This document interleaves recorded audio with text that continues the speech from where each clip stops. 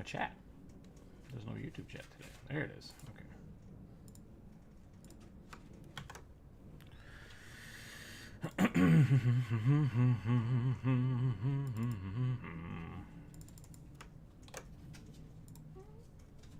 Bang.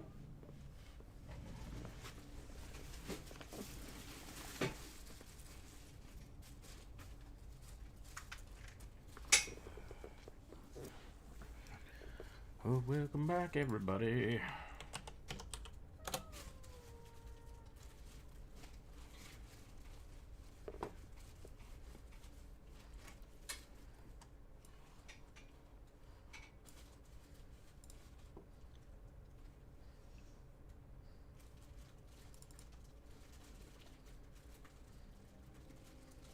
Oops.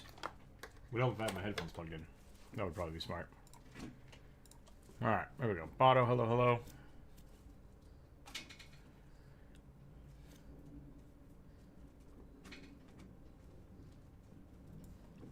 Sorry to hear that.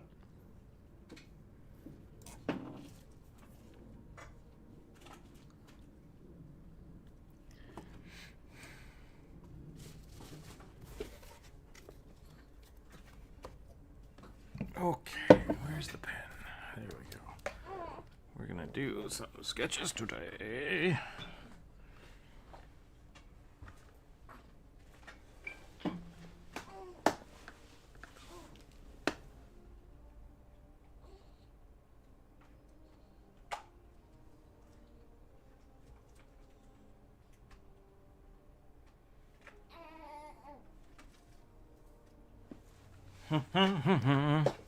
Dragon Turtle, hello, hello. I'm doing all right. I'm doing okay.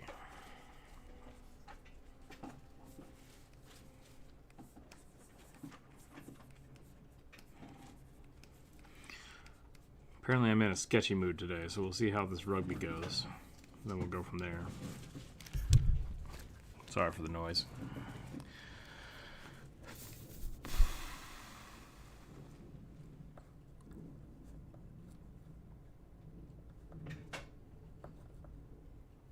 Smoking a pork butt.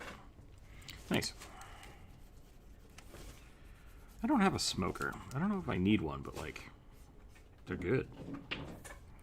They're good. I don't eat a lot of meat that way anymore. I do a lot of like chickens and stuff in my Instapot, but I don't barbecue as much as I used to. Forgot about the stream. Post mine in chat. Shorter than the last one, or I still have it written down somewhere. Was going to be the same thing. I do not have it written down yet. It starts over every week, so you would need to post it in chat again.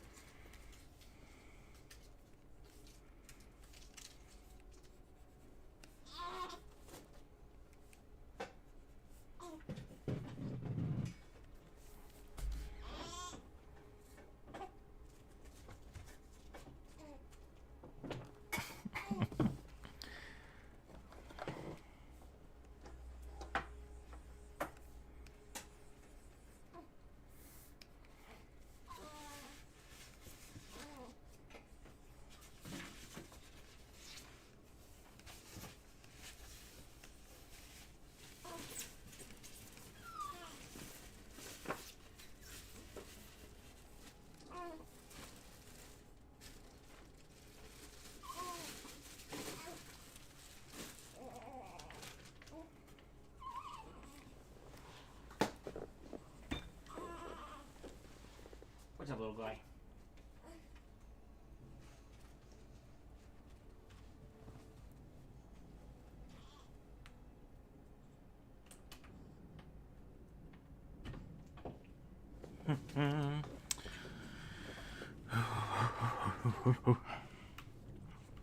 Yeah, no, you're very welcome to reprint the same thing as last week if you want.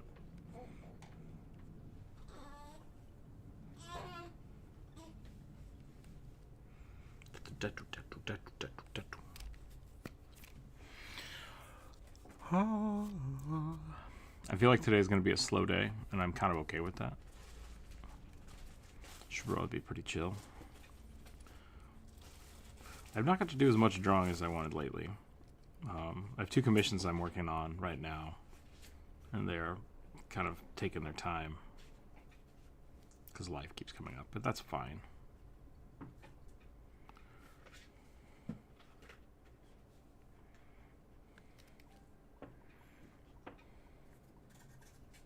Yeah, mostly.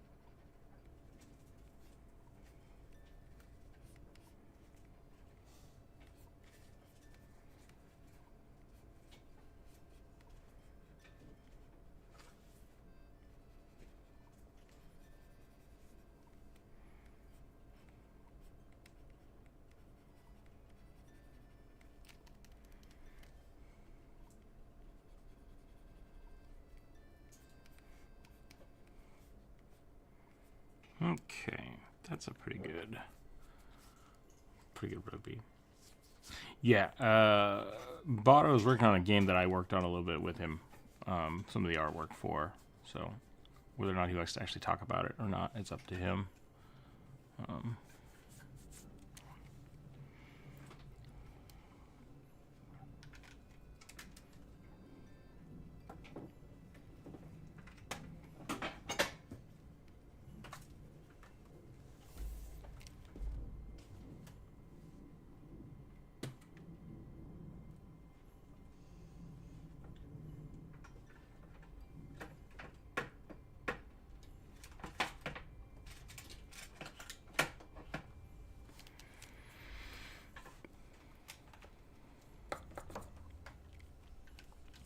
Let's get one more rugby in here and then we'll get going. We've got a pretty good list today. We got a lot of stuff to draw, so we'll see how that goes.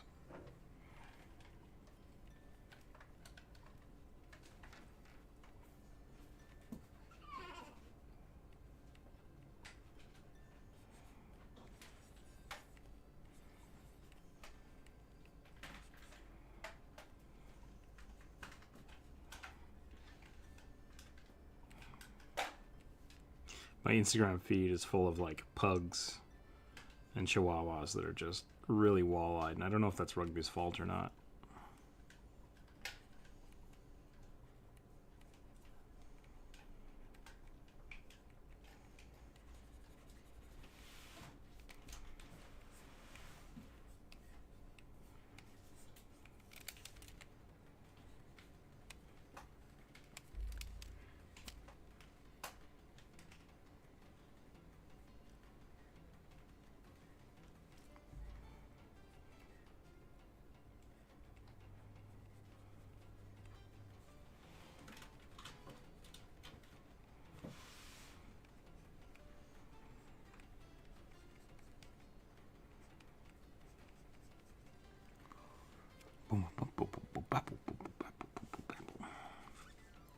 Here we go.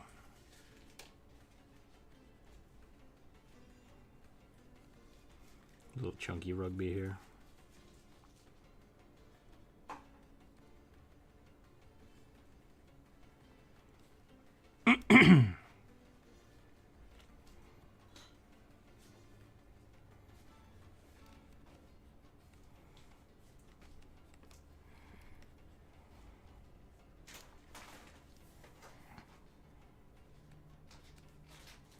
I got anime rugby over here, I've got wild rugby over here, and I have my internal rugby over here. Just wildly strung out.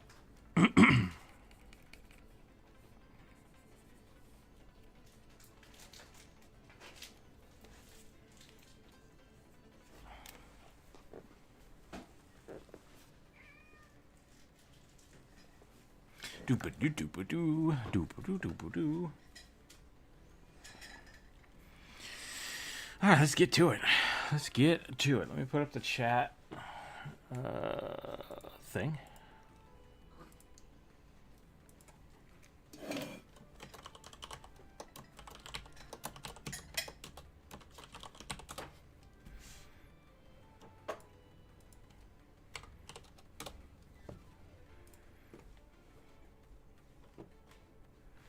Bum, ba, bum, bum, bum, bum, bum, bum. Da, da, da, da, da, da. All right, so for people who are new here, I have a list of all the things that were posted on Monday on the viewer community page. So I'm going to pick one of these randomly with a roll of the dice. If you have not put a character to draw on the list, you're very welcome to do so now, just in chat. Yeah, we're going to draw some stuff. It's going to be fun. I'm not sure if Drew is going to show up today. He was doing a bunch of stuff last week, so I'm not sure if he will be here this week. But we're going to hang out. We're going to draw some stuff. Yeah. Bottle, thanks for hanging out. We'll catch you later.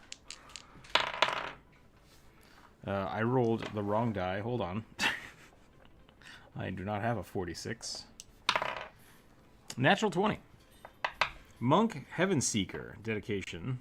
Ooh, I don't know what Heaven Seeker is. Student of the Unfolding Wind, House of Perfection, Human Sylph.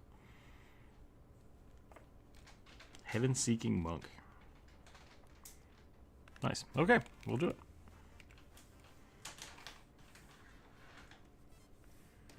Human Sylph monk. Probably gonna do something light. What do you think? Light or green, maybe? What kind of color would a wind monk be? Could do something like that. I was kind of thinking about maybe doing a bunch of poses and have people choose poses that I draw today. I'm a little on the fence about that because I kind of like just winging it, you know. But maybe some structure would be good. I don't know.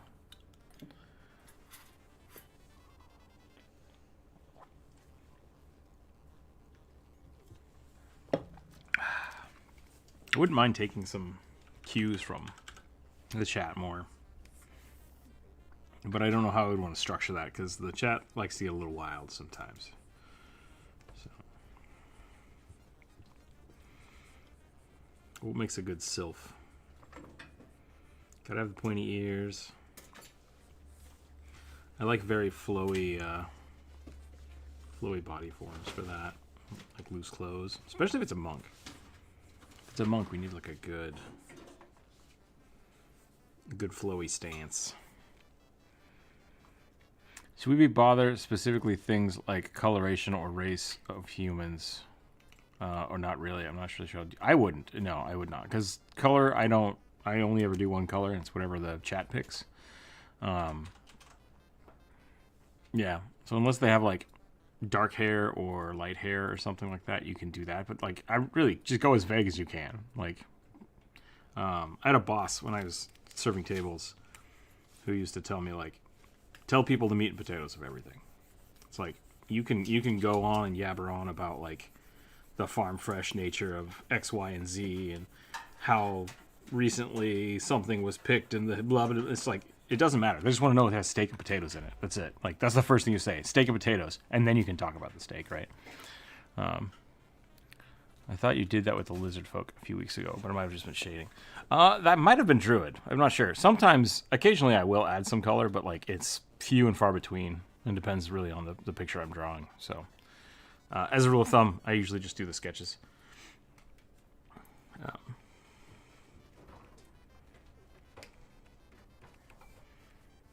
Druid will do full color, but that's his prerogative.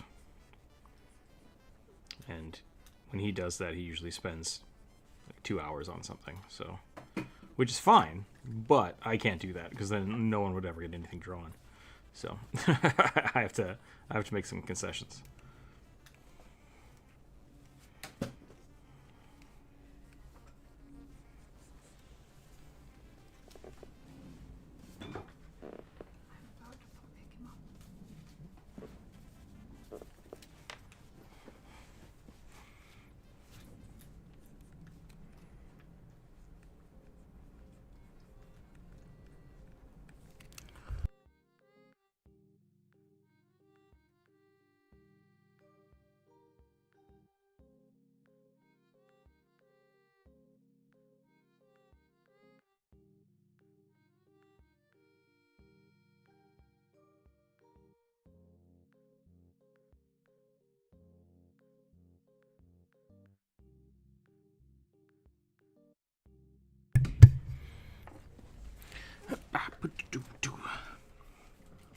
Okay, so this sylph, I'm going to try to do something that's a little more... Well, I mean, it's a monk. It's a monk, so it shouldn't have big old wizard robes. So that doesn't make any sense.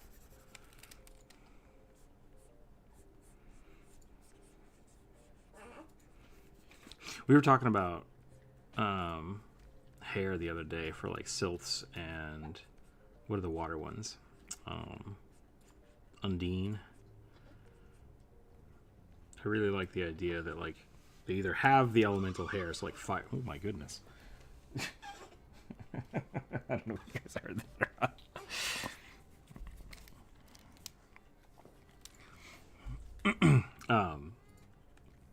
Yeah. So like sylph hair, I've had a few people that want clouds, or just wind for hair, but it's like you can't really see that, and clouds make it really poofy.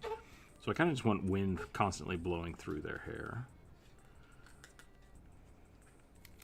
I think the last time I talked about it, I said something to the effect of like, I like the idea that their hair is kind of attached to their elemental plane. So it's always being affected by the elemental plane of wind or elemental plane of water.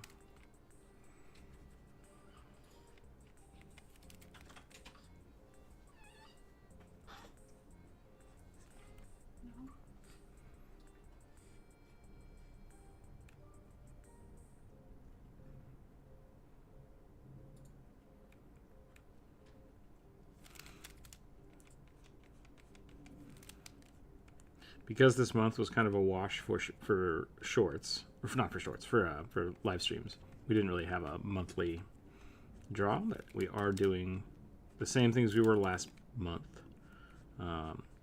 Anybody that does a super chat or gives a membership, we do the super chat. We're drawing Koroks today, so people can give me a class, and I'll draw them a Korok of that class. As well as I will turn off the ads if someone wants to sponsor the video with super chats. And that's how we do it here. That's how we do it here. Elvin here, welcome in. I'm doing pretty well. How are you?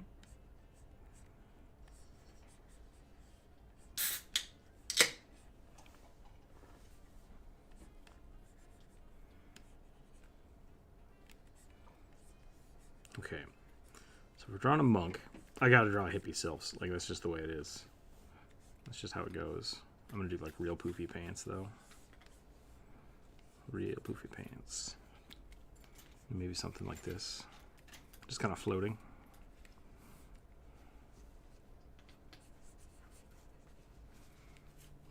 I've made some kind of weird top, is what I've done. Maybe that's okay.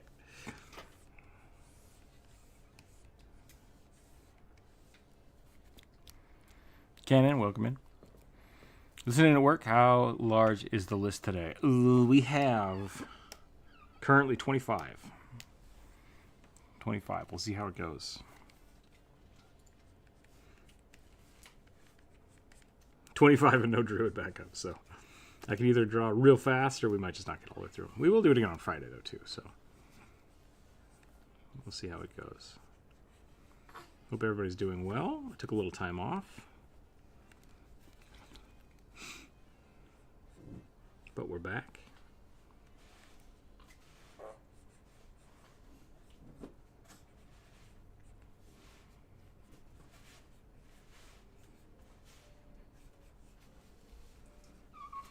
We are currently sharing space with the tiny child, so you guys might hear weird dinosaur noises in the background.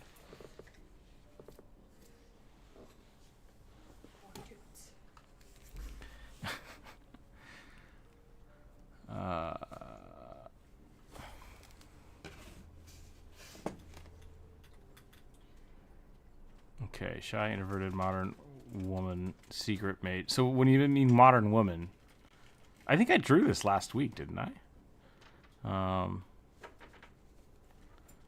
Trickster, fox, familiar. Maybe I just wrote it down last week. I don't think I did draw it. We talked about it though, right? Because I think, yeah. So when you say modern, what does that mean? Because if she's dressed vaguely magey, like What's a modern mage look like?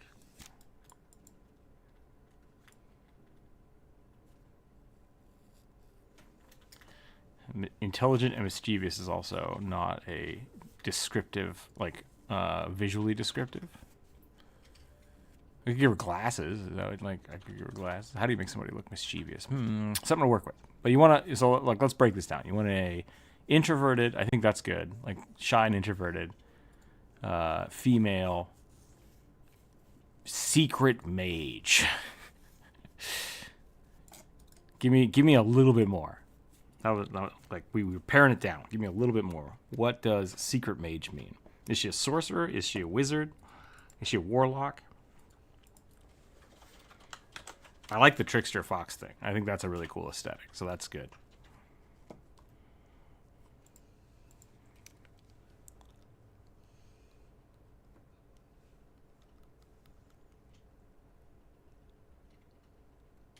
Wealthy? Could be wealthy. That could be like...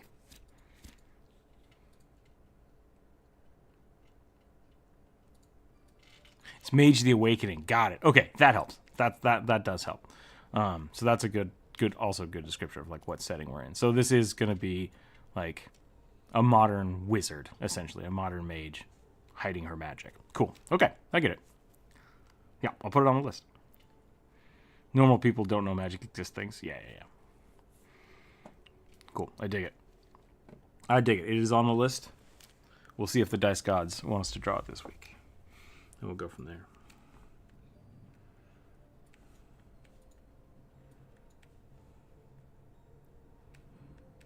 Maybe that's something I should put on the suggestion posts, like what setting it's for. That could be helpful to me.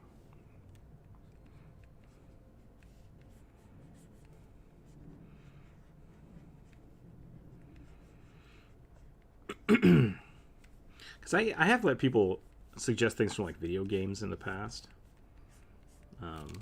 That could be kind of fun too, to let people suggest like World of Warcraft or Final Fantasy characters.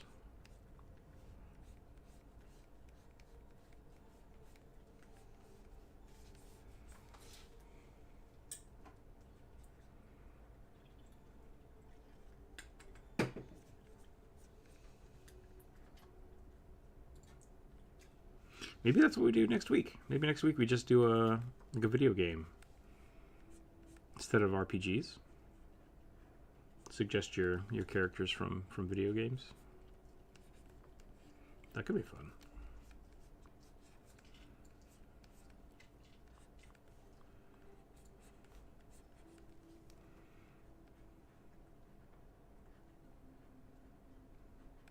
Oh no, I've done something very strange to the eyes here. Hold on. Let's fix this. I know you and Drew would enjoy my... Oh, yeah, the Vampire the Masquerade thing. I can't...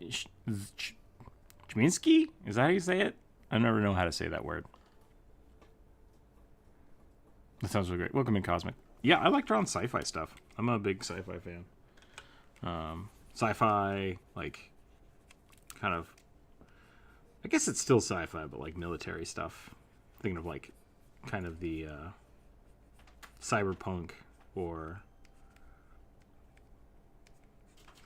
not so much like Fallout, because it's a little too fantasy. Maybe even Wolfenstein's a little too weirdly stretched for me. But I like stuff like The Expanse and stuff like that kind of take current technologies and extrapolate from them. Whereas like Fallout and Wolfenstein take old technology and then extrapolate from that. It just gets weird. It just gets really weird to me. I'm one of the only ones that ends up making the same character in every video game character creation. I do that too sometimes. I'm pretty bad about that. Zamishi? Zimidzi? Oh, and we got two different pronunciations.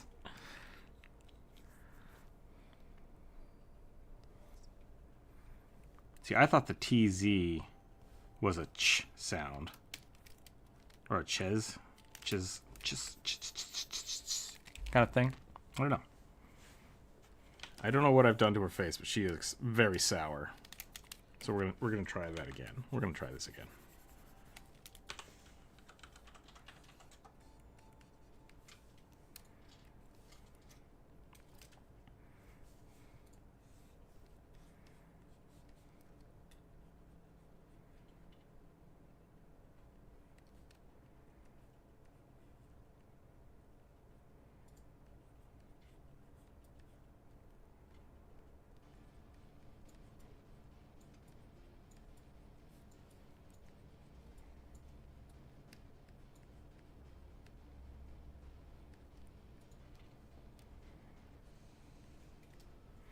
I think maybe the ears are a little too low. That might be what's going on here. I think the eyes need to be up here. And that will help me out a little bit.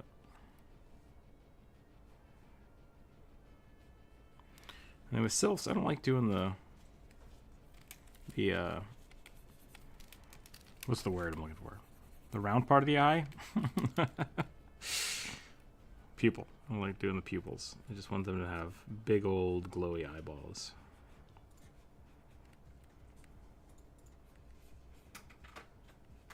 I was gonna say. Welcome in, Inferno.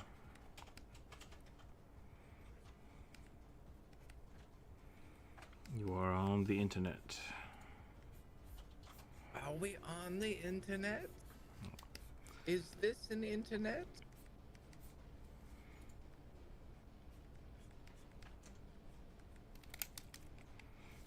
This song goes a little too hard for me. I'm gonna skip it. There we go. It's an odd one, I admit. Yeah. Still working on my line art, probably running into now is hands, feet, torso, length, and faces. Those are all good things to work on, and I still work on them consistently. Like, I think that's just that's just being an artist, is constantly working on your hands and stuff. Because it changes. Like, it's really easy to get trapped into like drawing. I definitely have like same face syndrome or whatever it's called. A lot of my characters look the same. And that's something you just have to kind of learn as you go and like do lots of studies and things like that. I've had a handful of people commission me to like draw them as a character, and I always feel like I kind of like, I don't know, it's not my jam. I'm not great at like copying people's faces, so something I need to work on for sure. Caricatures. Mm-hmm. Well, not even caricatures, but like that's a whole other thing in itself. But just sure, like partially it's because I do sketches, so it would be more caricature. I think that might be part of the reason for it. I'm not really good at drawing realism. I do very illustrative work, so that could be maybe I need to change the way I think about it. Could be more caricatures.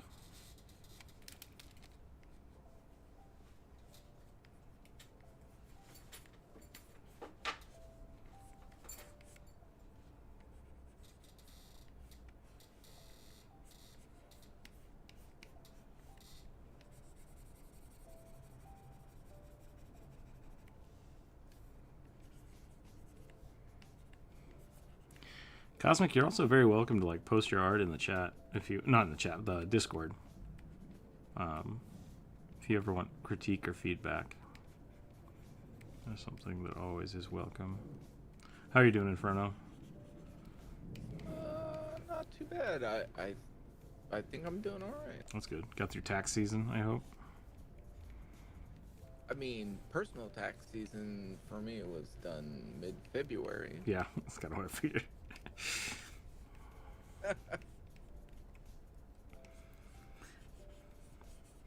So I got a new printer. For the Patreon stuff. Oh. And it was sexy, and then it exploded. The printer did, or the toner did? Its functionality did. I was doing a print. I was doing a print, and it's like paper jam. And I'm like, what do you mean paper jam? You just finished. Like, there's no paper in the machine. It's like, there's a paper jam. And I'm like, okay. Yeah. So I opened it up, no paper. I closed it. I press OK, and it's like, I'm broken. I'm like, what do you mean you're broken? And it's just like, I'm definitely broken. So I had to call the people, and they're like, That's not a problem. Like, that's not a thing. And I'm like, it's a thing. It won't do anything. Like, just print again. I'm like, I can't print. It won't print. And they're like, well, take a picture. And so I took all these pictures and sent it to them, and they're like, ah, crap. We'll send you a new one. So hopefully I will have a new printer in the next day or two. At which time I will print off the rest of the Patreon stuff and send all those out. So hopefully you'll get some pretty sweet prints next week. I'm thinking conservatively next week. Yeah. So, but I was excited. I was excited for people to get prints, and we'll see how it goes. So, anytime I'm trying to draw a pose in which I can't see the limbs fully, my brain dies. Yeah, I was just thinking about that last night. I was looking at some pretty sweet, like, Critical Role art, and it's a picture of Molly Mock on one of their shirts, and he's essentially standing like this, but this hand is like in here, and then this hand's out, and it's just like hiding one of the arms completely in the silhouette just like terrifies me. And I like, it looks beautiful. I don't know how to do that comfortably, which is why all my characters always have their arms out to the side, because I think it makes the silhouettes look really cool. Like, I love having those extrusions.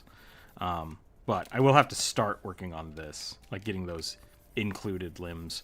I'm getting better at it with the legs, like, so I don't always have to have the legs splayed out. I like having legs crossing and stuff now. I'm getting comfortable with that, but the arms I'm still working on. So I definitely feel that. I definitely feel that.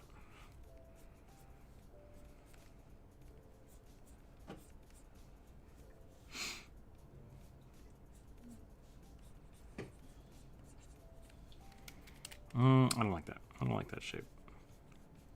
I'm going to do something cool with this tunic, but I'm not sure what to do with it.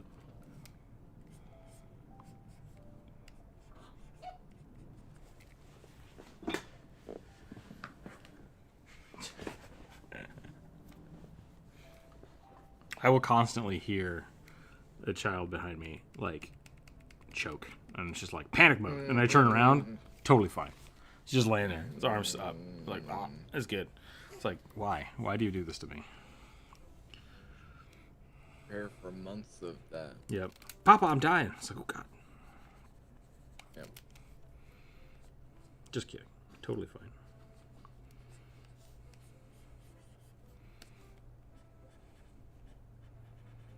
Well, and that's one of the things that I learned with a lot of my very young relatives when they were growing up, was the whole idea of, this is the worst thing ever. 5 minutes later, this is the worst thing ever. Which they were not wrong, because their life was just so short, right? Yeah. When you compare it. There was a really cool animation I saw years ago, and I can never find it again. I feel like it was done with stop animation paper. But it was essentially talking about, like, a 5-hour car ride to an adult is nothing, right? Like, I do that all the time. Like, 5 to 10 hours is like, it's a long car ride, but it's completely doable, and it's whatever. When I was little, having to do a 5-hour car ride was just painful. Like, it was too much time to be in a car, but it was such a bigger chunk of my life. Like, so yeah, it definitely has different perspectives from being a little kid to being an adult. I usually include personal behavior stuff to give idea of some things like pose and expressions without specifying. Should I stop that? You don't have to stop doing it. It just, a lot of times it doesn't help. Sometimes it does. Really, Dalcor and I used to talk about this a lot with, I always forget the word, and that's the biggest problem when I try to talk about it, is I always forget the word. Visual language. So, like, trying to describe something visually is really hard. Like, it's a skill you have to learn. But it's kind of really important, especially for, like, concept art, because if you go to an artist and say, I want a boat, but it's got to be really cool and awesome, that means nothing, right? So like visually telling you about a boat is like descriptively telling it like the type of boat it is, or the year that it's from, what it's made out of, its function, right? So like a fishing boat. A fishing boat is a good thing, okay? And now it's a sail-powered fishing boat, right? So you're starting to get more detail in there, but it needs to be visual versus like it's the best boat that ever sailed the sea. It's like that's not visually descriptive. It's narratively descriptive. So like when you're trying to tell the story of this boat, it's great. But when you hand that off to an author or an artist, it doesn't really inform them about what it should do. It can, but it's not as useful as, like I said, visual descriptors.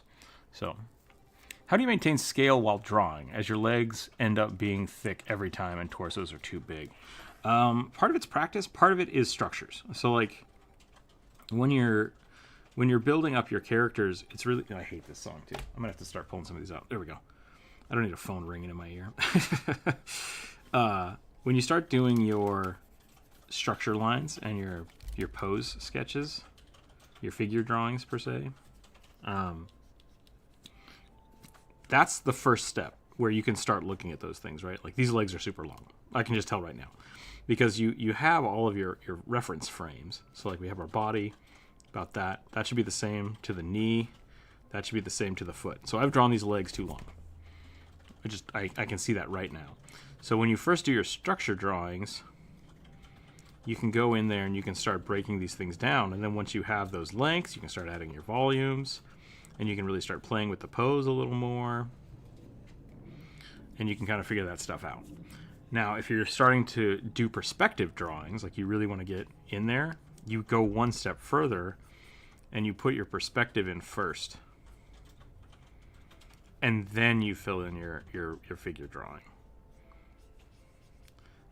Because now, because we have this perspective, we can really start taking into account, like, we know this is going to be this long, but it's going to be stretched a little bit because of the perspective, depending on where you're looking. So that is a whole nother step that I would suggest doing just studies on that, getting comfortable, because you're going to be drawing geometric shapes inside of perspective boxes. And that's just something you have to get kind of used to doing before it'll really make a lot of sense.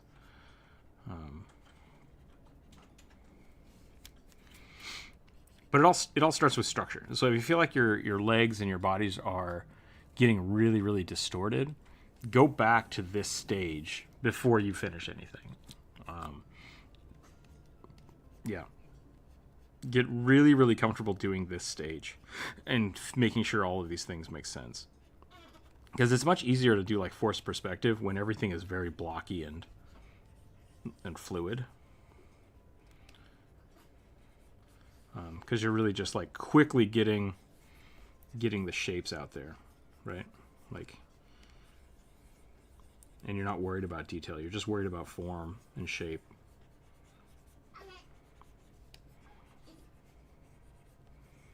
And you can start playing with those kind of things.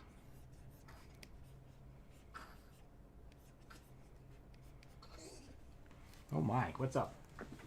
What's going on?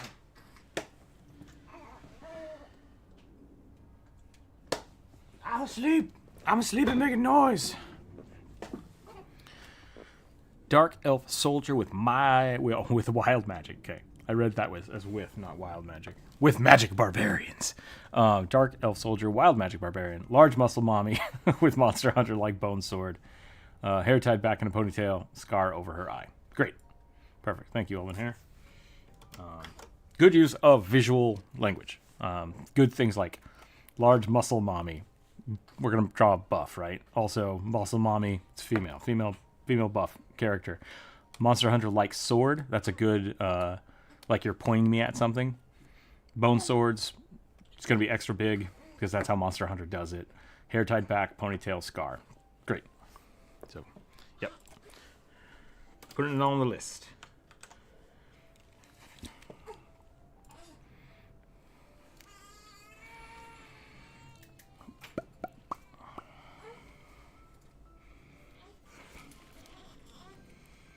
Uh-oh. Sad baby.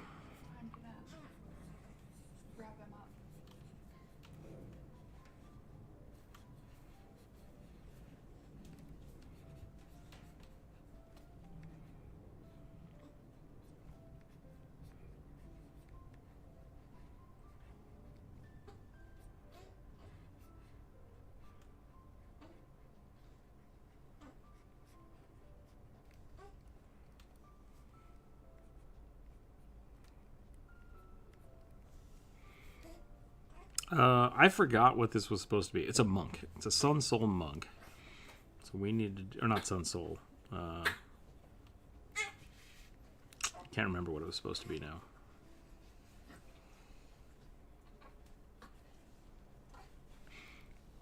But we're going to go maybe some fist and hand wraps. Because all monks need hand wraps because D&D broke the game. And that's fine.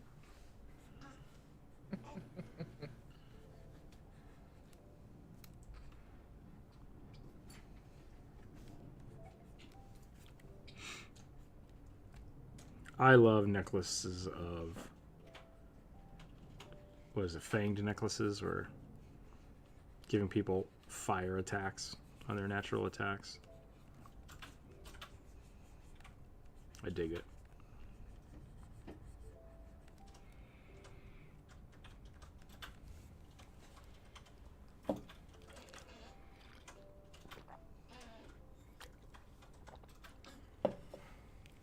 Yeah, I both love and hate the fact that when I played for the first time Final Fantasy 3, which is actually Final Fantasy.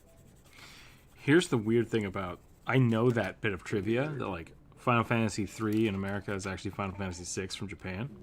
Right. I could not tell you which one that was. I could not tell you which Final Fantasy that was. But regardless, it was one of the first times that the monk class had been added in, and I played the game almost completely on my monk class with the cesties. Yeah. And I'm like, why are these weapons just soft for monk? It's terrible.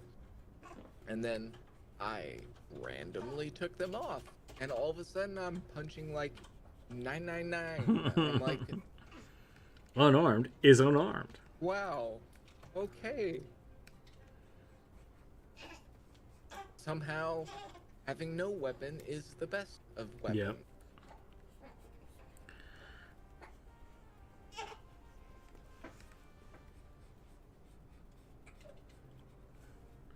Sisters. Yep. Spiked boxing gloves.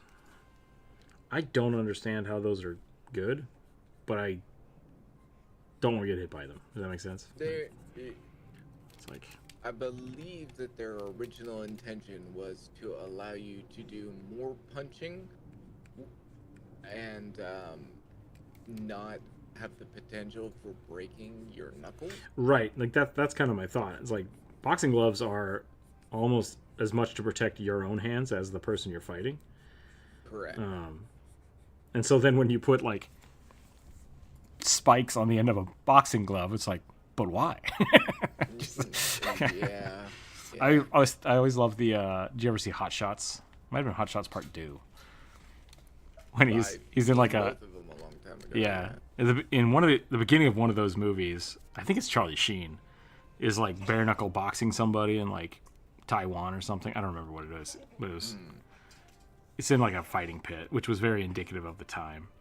And the guy's like dipping his hands in ice and like nails and stuff, and then Charlie Sheen's like dipping his hands in whipped cream and gummy bears. That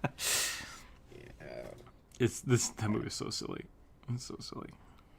Well, because there was some martial arts movies where they did things like that, like dipping your hands inside of like a car or something, and then rolling your fist in glass. Yeah.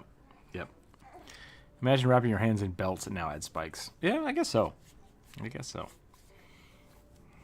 Yeah, but then you run the significant risk of breaking your wrist rather than injuring your knuckles or your thumb, right? You really need a good tight wrist wrap if you're going to be doing lots of punches on like a heavy bag or a person. Right, which is part of the reason why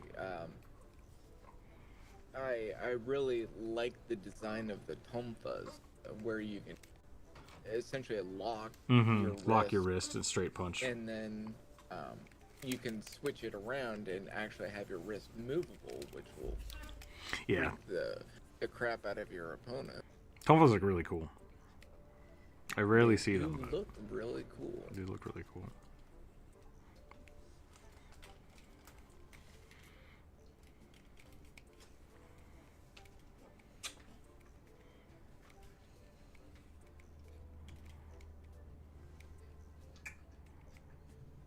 Okay, I think I'm about done with this one. Let's add some belts. Let's add some belts, just for fun. I think the whole spiked knuckles for boxing and everything really comes from the idea of wanting to be Wolverine. Maybe, but I think that predated Wolverine. But Wolverine was definitely like a... I'm sure that Wolverine is just a manifestation of a concept, but Yeah. a lot of people understand the reference better. I mean, if you want to go older, as far as fighting games, I mean, you could talk about like Voldo from... Yeah, he has a Qatar, I think is what it's called. Yeah, It's one of these I believe things. So, but they're like bladed cesties, right? Yeah. A punch dagger, I think is the other thing they were called. Yeah, punch and push daggers are That could be what I am. crazy. But yeah. Yeah. Alright, I think I'm done with this one. Let's roll ahead and roll some dice. Let's get some texture in here, then we'll roll some dice. What color are we doing for the next one? Purple. Purple. A light purple. Remember, it's not pink, it's light red. They already have a name for light red. It's pink. It's not pink, it's salmon. That was a really old Red versus blue, yeah. Yeah. Donut!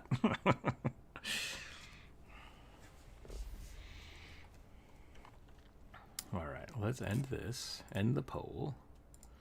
Start a new poll.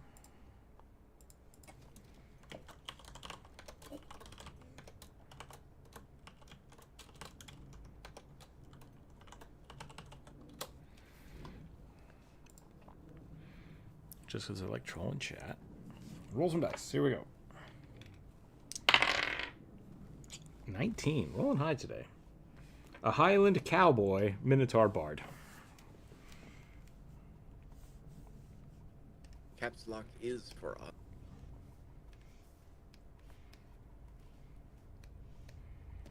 If you don't use caps lock, how will people know how excited you are about something? Very true. Okay, Highland cows look kind of like this. Look kind of like this. We'll give him a little cowboy hat. You alright? And one does not simply breathe coffee.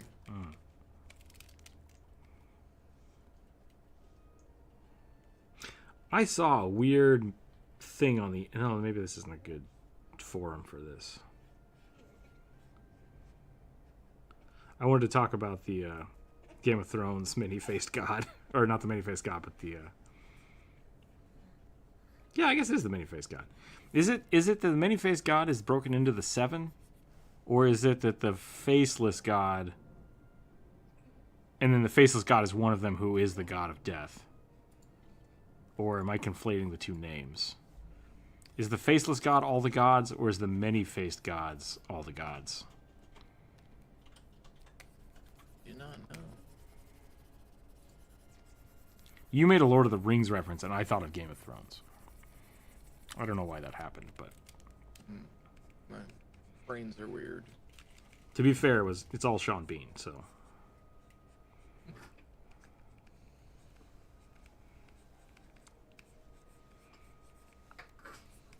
I saw a thing that speculated that the Faceless Man was actually Rhaegar Targaryen from the new House of the Dragon. And I didn't actually get to read the article, and I was just like, Why would you think that? But also tell me more.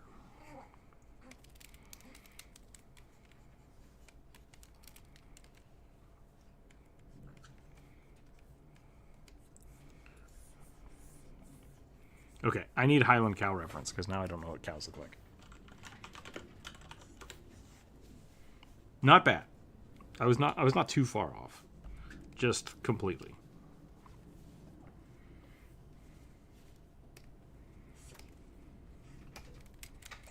Yeah, we're gonna start over. Or at least it's better than thinking muskox. I might have been thinking muskox, to be fair.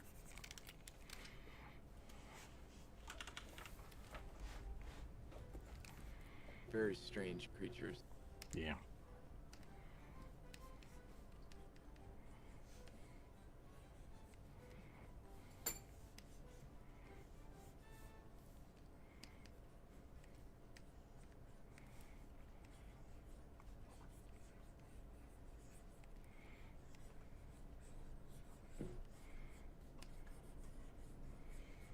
I was definitely thinking ox.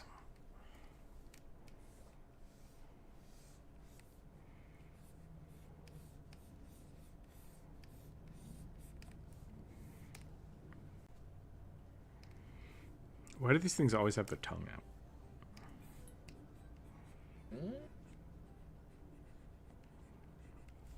But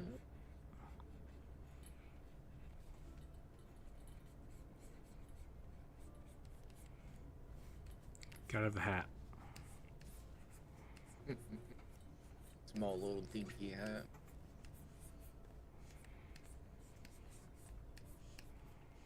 I want to play a Minotaur that's an Undertaker. I don't know why. It just sounds fun. Like, it still fits into the cowboy aesthetic. Just a little bit fancier. Has like a hammer. You could do that as like a grave cleric or something. That'd be kind of fun. Little cowboy grave cleric.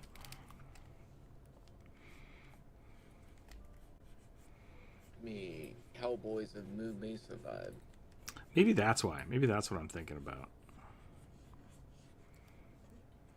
I mean, I'm definitely not opposed to the idea. I mean, that's definitely what I'm drawing inspiration from, because whether or not I don't actually remember the show at all, but I remember the arcade cabinet, like the cabinet, Same. like it was so good. I loved those. Yeah. I love those 4-player like shoot 'em ups, the shmups, if you will. You had Cowboys of Moo Mesa. You had what was the other one? I keep trying to say Contra, but that's not it. Contra definitely had one, but I mean, Contra had some levels. It would be. It was only 2-player. It's like it's the quintessential shmup with the tanks. Oh. And the little people. Oh. And they got grenades. Metal Slug. There we go. Yeah. Metal Slug was a good one. I mean, Toho is also a very popular shmup. Yeah. That's not in an arcade cabinet, though, is it? Like that's. Oh yeah. Is it? Oh, I've never seen it in an arcade. I mean, not here in the U.S. Okay. I don't believe. Yeah. Metal Slug is definitely a good bullet hell, but not on Toho levels. Like Toho is its own thing. Toho is crazy. What class would you be IRL? What class would you choose to be IRL? The Cow Taker, yeah. The Under Cow Taker. I think we've talked about this a little bit. I think I'm just double cleric. People say I go bard, even though I don't think I'm that funny. Like, I do make myself laugh sometimes, but I think that's bad. Like, just very much. Technically, Galaga is a shmup. Yeah, I guess so. Yeah. I love Galaga and Galaxian. Oh man. Yeah. Oh boy, those were my jams. Back in the day. Is a shmup. Back in the day, before I had a Game Boy, I would steal one of my friend's graphing calculator, and It had Galaga on it, and I was just like, oh boy. That's why I failed history. It's great. I didn't actually fail history, but it wasn't good. Okay. I hate this. We're going to start over. How are you a double cleric? I mean, it's just... Because I think I want to be a cleric. But I also think I am a cleric.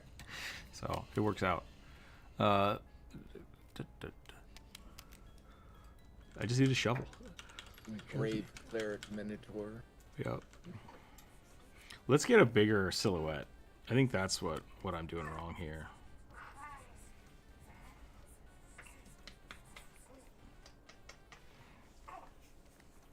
This kid is a gurgly menace.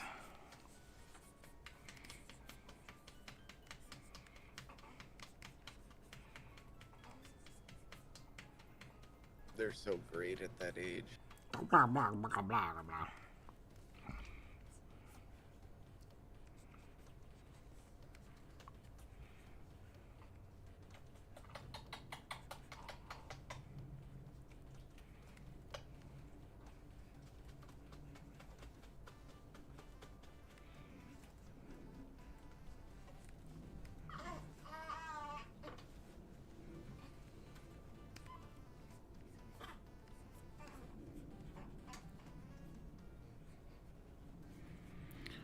Cast Tash's hideous laughter. On whom? Unfortunately, myself. That's a good one.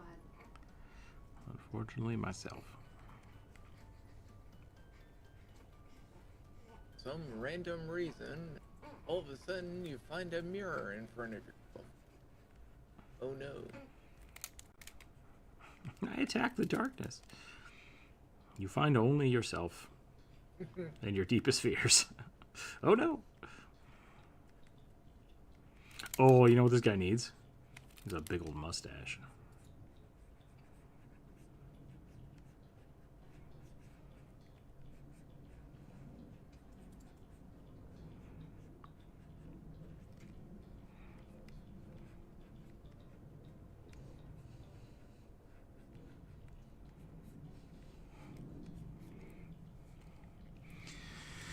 I need some cowboy duds.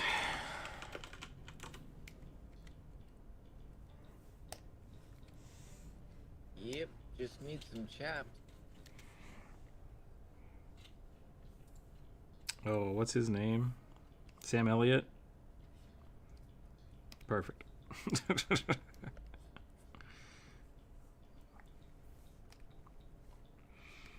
I've drawn Sam Elliott as a giant fluffy cow. And the world is okay with it.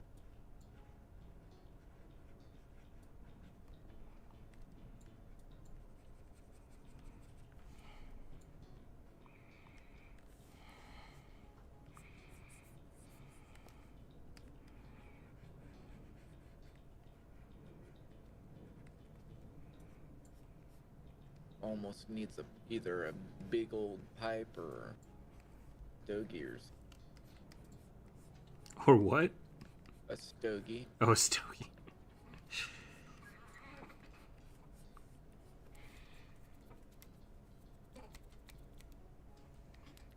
What about makes you a man empowered by faith? I mean, I'm not a paladin. I'm an agnostic monk.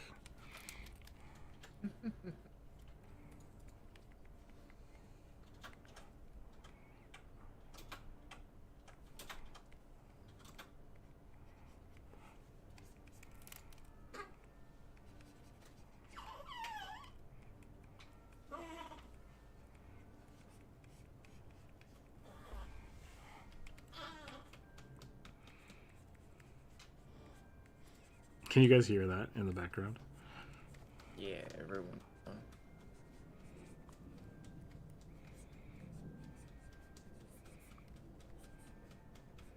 YouTube is going to start cracking down on me and being like, what's that? Like, don't pay attention to that. Super happy baby.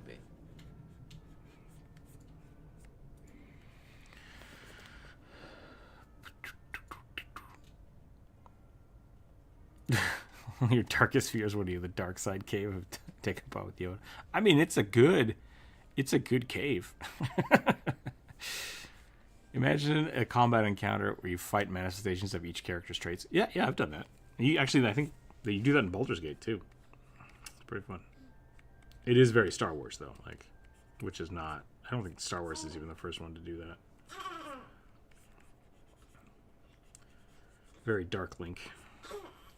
Mm-hmm. Oh lordy.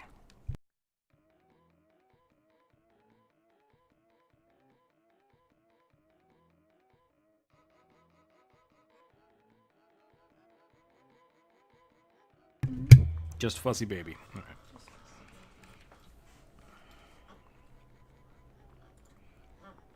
I refuse to be contained. Mm-hmm. Oh, we're about to go contain.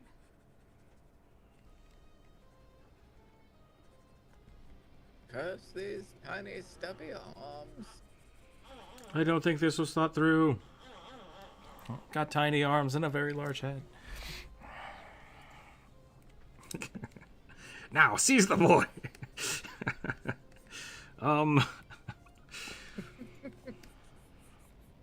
That's a surprisingly good movie for how weird it is. For those of you who have no idea what I'm talking about, Meet the Robinsons was... I don't think it did well in box offices. No. Like, I didn't watch it forever, and then I watched it one night, and I was like, yeah, that was alright. Yeah, most of the movies of that era did not good initially.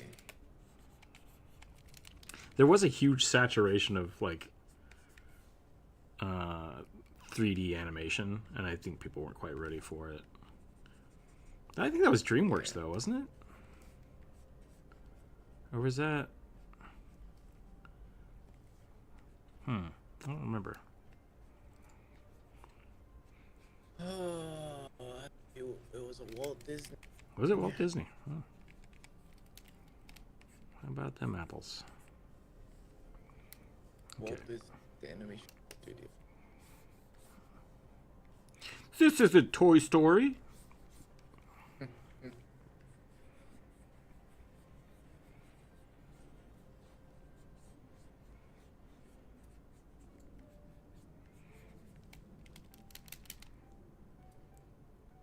Every artist has to fight imposter syndrome. Roll for initiative. 100%. 100%.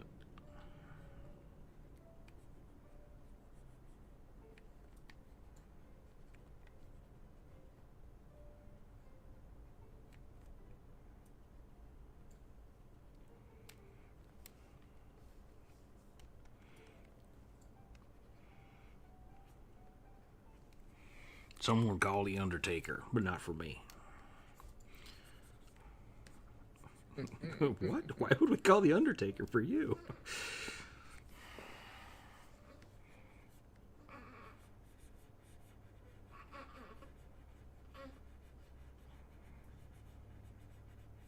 Rope is just bizarre. Sorry, I didn't mean to. I just want to put a thought in people's heads. If friction did not exist, rope would not work. You would have to have monofilaments. Ropes only work because of friction. Go change that diaper. You're welcome. You're welcome, everybody. Yeah. But if there was no friction, a lot of things would not work. Yeah, I mean, you wouldn't be able to hold on to rope regardless, so it's like, without friction, everything would have to be affixed, like welded to everything. Most bodies would not work either.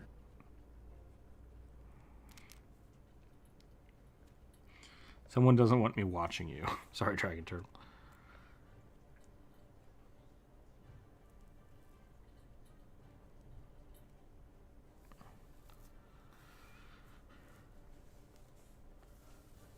I thought it was good. Yeah, the chat meme of him going back in time, convincing himself to work out. That poor kid gets shit on so hard. Like, if you have a time machine, go back in time and just, like, he went back in time for revenge instead of to save himself.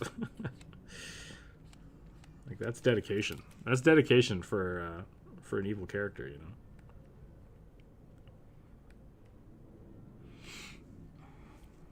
the Thanos model. It's like, oh, you could save everybody. No, I don't want that.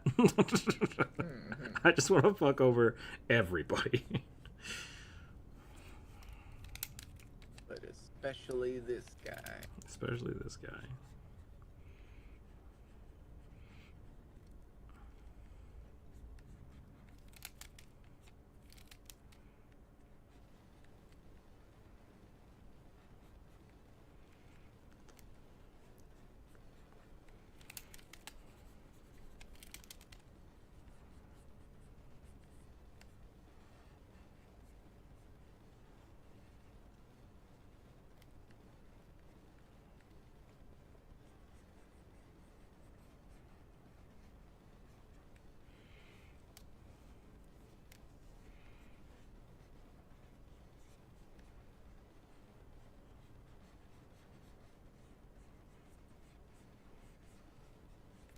Oh, I'm not here to win.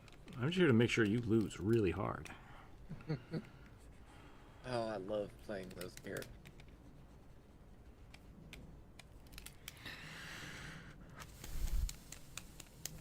Went from adorable but threatening to Jeff Bridges with horns. Yeah, essentially.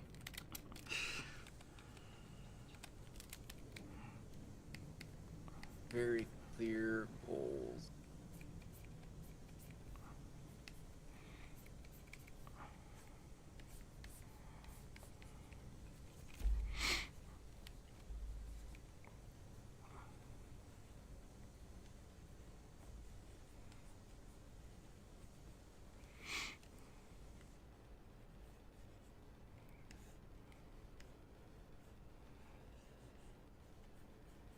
I just got a really nice lever action rifle. An old school one. It's really pretty. It was an amazing gift, and I'm super grateful for it. And we were making the joke of... It's one of the reasons I started doing leatherworking again, because I want to make a sling and stuff for it. But we were making the joke of like, well, now that I've got this, I've got to, make a side saddle for it. And then I'm going to have to make a saddle. And then I'm going to have to buy a horse. It's just like, just escalating into slowly becoming a cowboy. If you give a mouse a cookie, it's eventually going to move to Texas.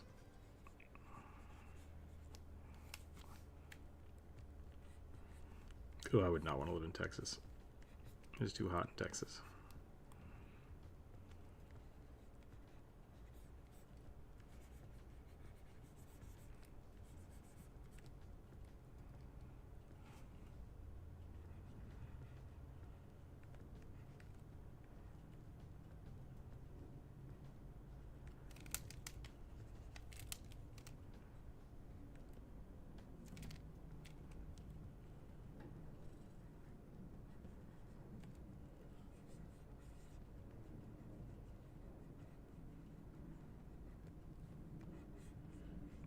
We got too big loop.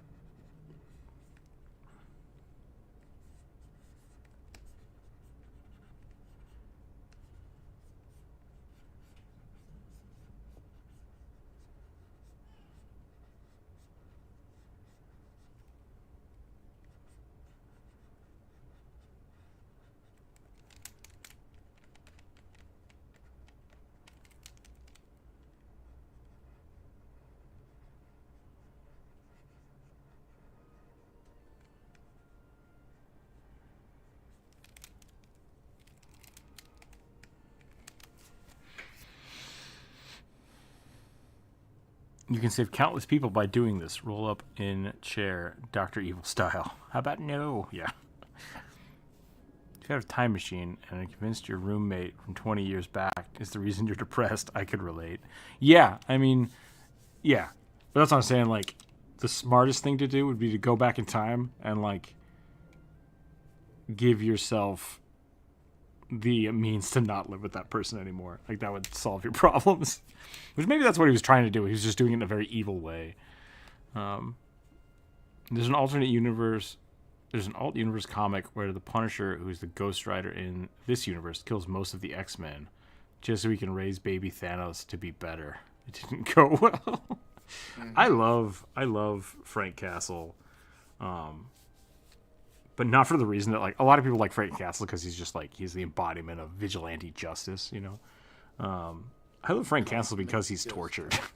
Like, it's just like, oh man, Frank really just, he's at heart a nice guy who just does really awful shit. And it's like, it's so weird. It's such a weird dichotomy. And the world just poops on him. Sorry if this is a dumb question, but gonna big me without an answer? I assume bug me without an answer. Should we describe the figure for female characters like you do height and muscular mass? Once again, like, vague. Just be very vague. So no, I would say no. On the other hand, most of the not safe for work side, but on the other is something like fairly visually apparent. Like being tall, short, buff, fat, thin. Yeah, I mean, you can do that stuff. That's fine. Like, once again, like, more vague is better. So I don't want like bust size, waist size, right? Like, that's too much. But you can say like curvy, muscular, fit, athletic. Like those are good descriptor words, right? Those are fine because like that's fine for guys too. Like that kind of stuff. Don't give me 3 sizes, please. Yeah, like. Yeah. No, that's totally fine if you want like a very muscular or very like slim is another good term. I think athletic is one I like doing. I draw most of my people fairly athletic. But I've also had people use things like rock climber build or bodybuilder or dancer. Like those are visual descriptors of body types, right? Versus big old bahonga jonkas or whatever the hell the Game Grumps say all the time. Wait, would a Warhammer musket work? An added weight might work counter recoil. Californian. Yeah, there are axe muskets. Those exist. Those exist in the world. I don't know what the Warhammer variation is, but I assume it's something similar.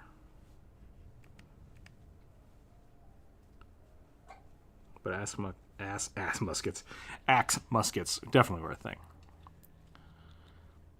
Muscular sounds like more like bodybuilder. Yeah, if you say muscular, I'm going like beefy. I'm going big beefy boys. So.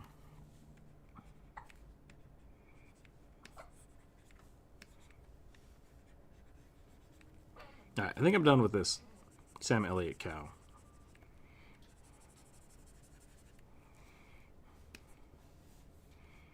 I'll give some wood grain texture here. Maybe some nails. I love the term, like, that's the last nail in the coffin. I don't know why. I've always loved that term. It's just like, it's so final. Just like, you're not just dead. You're dead and done. Dead and buried. It's like, yep. That's a great saying.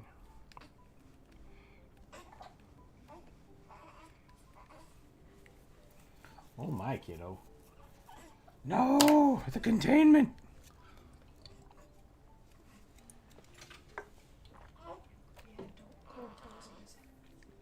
The baby burrito is complete.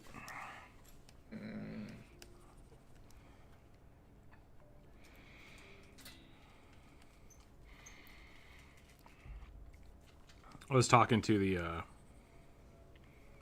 the baby doctor, pediatrician, and they were basically saying like a good reason to wrap up, like swaddle a newborn, is because they will move and scare themselves awake. And I'm like, that is just the best life advice. That's too real. That's something that people do all the way until. Yeah. It's super relatable, but for a baby, and it's super funny. And they absolutely do that. They're just laying there, totally fine, and then like, damn it, must contain the hatchling. Yep, the hatchling needs containment.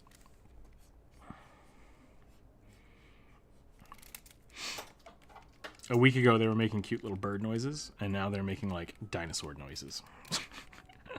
And it's just like, well, that was a shift. Oh, God. Okay, I'm done with this. Let's go ahead and move on to the next one. How zoomed in am I? I was really zoomed in that whole time. I'm so sorry, everybody. That could have been much bigger.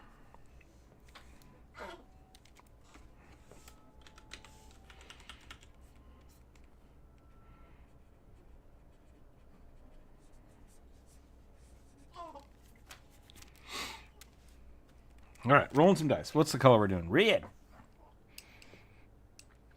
As in the axe, musket, but hammerhead.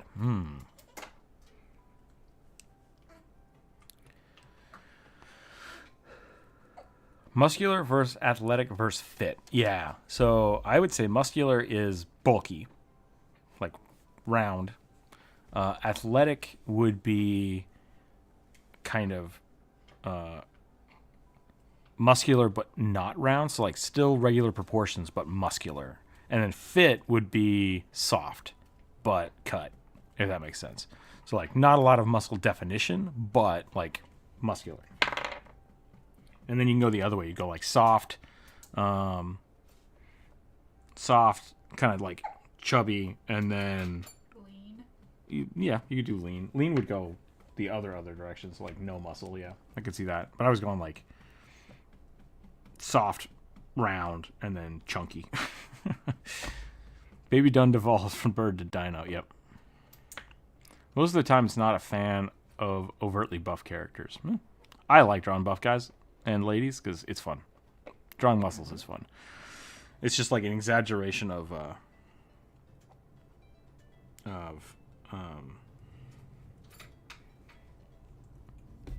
you basically have to draw the muscles anyways, just to get the form right, and so just being able to exaggerate those is really fun. That's what I was trying to get at. A kobold disguised himself as an average dragonborn with the help of a wooden mech.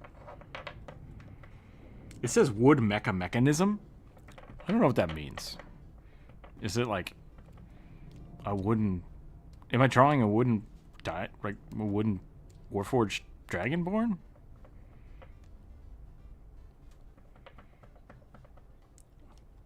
Or does he have like wooden legs, stilts?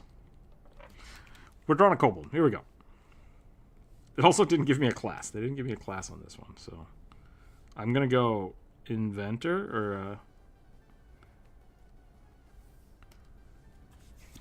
whatever the hell it's called in D&D. Kobold on stilts. That kind of what it seems like. It sounds like. The Gabriel Iglesias, how fat are you scale? Oh yeah, because he's like fluffy, right? He's fluffy on this on the. I'm not fat. I'm fluffy. Fluffy's on there, yeah. Dum dum dum dum dum dum dum. Ba-ra-ba-ba.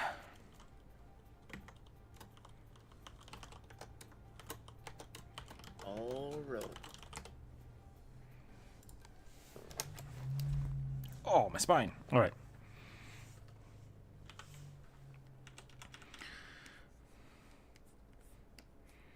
Kobold, Dragonborn. There be a difference.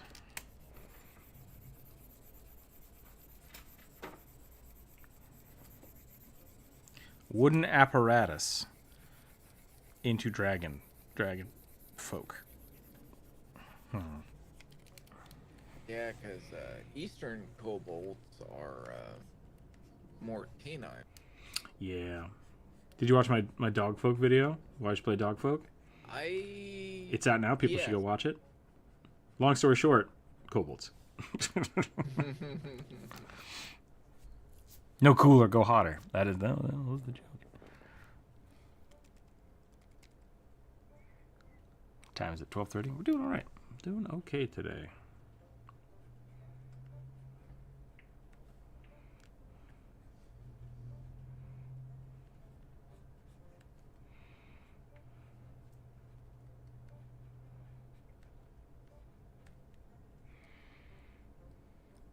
Like the Chinese dragon parade puppets. Oh, okay. Just like a giant dragon head that he's holding up. So like a dragon noodle? Yeah, a wood dragon warforged would be pretty cool.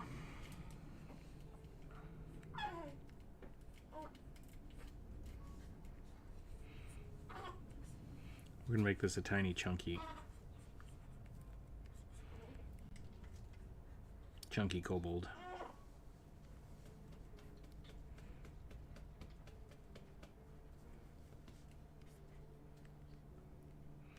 Krang style.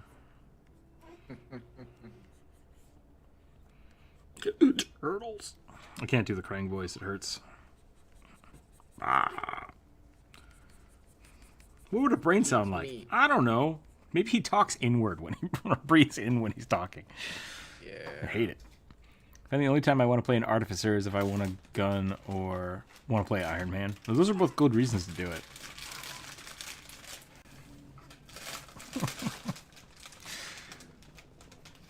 Kevin the Necromancer did a pretty good build as an artificer with his little robot, the Steel Defender. That was really fun.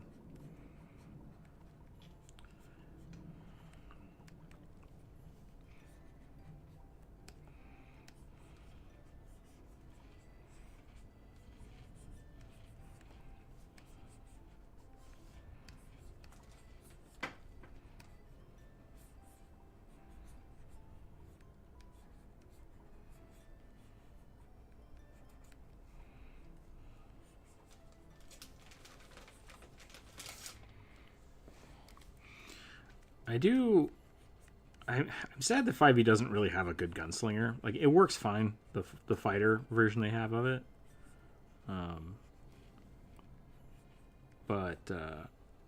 Yeah, I don't know. I've become disillusioned with 5e, I think. Still good. Still Yeah, good. it just goes for a very specific style of play. Just fine. So I've been having a lot of fun playing Pathfinder 2nd Edition because you get a lot more of that creativity in there, in character design, which I love. Something I really love about. I've built some weird ones. I've built some design. I'm gonna do some weird shit. I'd like to get a 2e game going again. So that might be something I work on here in the future. I'll probably open that up to the Patreon members again. Pathfinder 2, when it hits crits, it hits hard. Oh yeah. Yeah. I really like the crit system for it. It adds a lot of just crazy dynamics to the game because the fights just... You can stack an encounter with a lot of low-level characters and just things explode. And it gets really fun. Yeah, I mean, you can do the same thing with the Swarm roll for 5e. Yeah. But it does feel different. It does.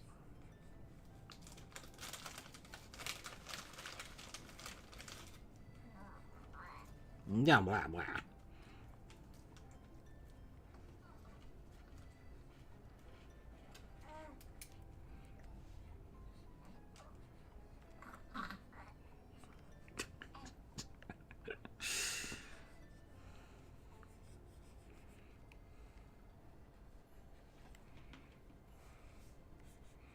Okay, I've not made this a Dragonborn mech yet. It's just a mech. It's just a wooden mech. Mm-hmm. Let's give him like some goggles.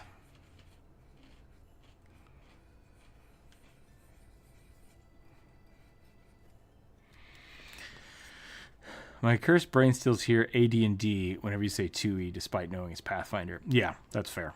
I think about that from time to time too. 5e22 5e24 might realize some of it, but I don't know. Oh, is that what they're calling the next iteration is 5e24? I haven't heard that yet. So in future with descriptions, include system setting and class equivalent like Street, Samurai, and Shadows, just tank, healer, etc. Yeah, like that should be part of it, I think. Because really, like, all I really want is like elf, ranger, lady. Like, that's a good description. So if you want to do like D&D, that works too. Like, those are the best ones because it's so free range for me to do whatever I can come up with. If you have something super specific, I do commissions, and then you can send me like, you know, a paragraph to a page of just stuff. But for these, yeah, I need to be quick, so the simpler the better. Careful, you're gonna get some OC's 20-page backstory. I've gotten that before. Yep. I've gotten a handful of like PDFs from people, like tiny books.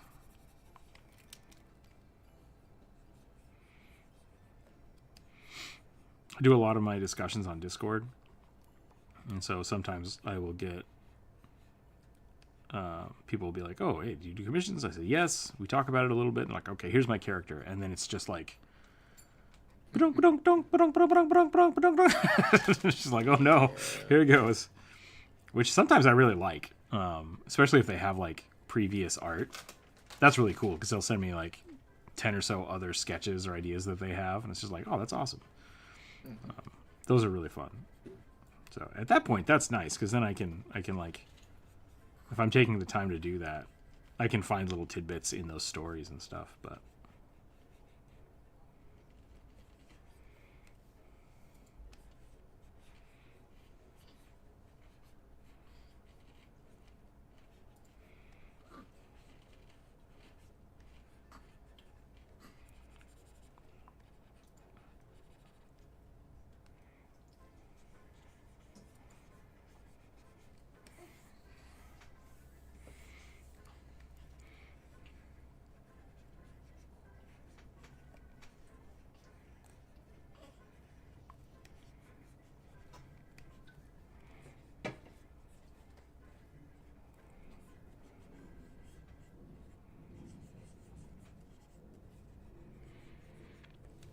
goblin pickle floating?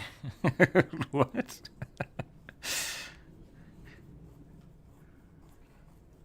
I heard someone calling the current edition 5e 2014. It's actually a really clever way to talk about the differences. Okay. Yeah, I think that's fair. Why do you change? What do you charge for commissions? I'll probably do one when I get some money working on it. Yeah, no problem. So for commissions, I usually charge. I'm trying to think of. I want to make sure I quote this right. I have my stuff listed in the Discord. I want to make sure I quote it right because I change it from time to time depending. So I'd have to look per se, but I think for a full character color, I think I usually charge like almost 200, around 200. I went up and then I went down for a while there, so I'd have to double check. Let's see what the last one says.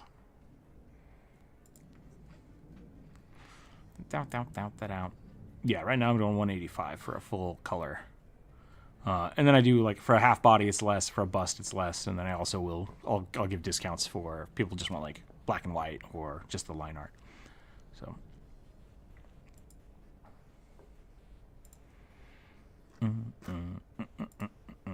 Whoa, wait, what was that? Have I not been in the live stream this whole time? Oh God. I went over to the live stream chat and I saw a picture. I'm like, oh, that looks really badass. And then I realized that I drew it. Norwin posted it. And it was one of the half red Dragonborn, half ribbon eel sorcerer. I completely forgot I drew that. But I saw that and I'm like, that looks really cool. So that's always nice. That's always nice when that happens.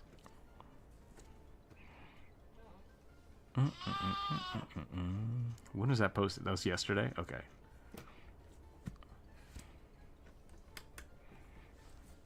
Ooh.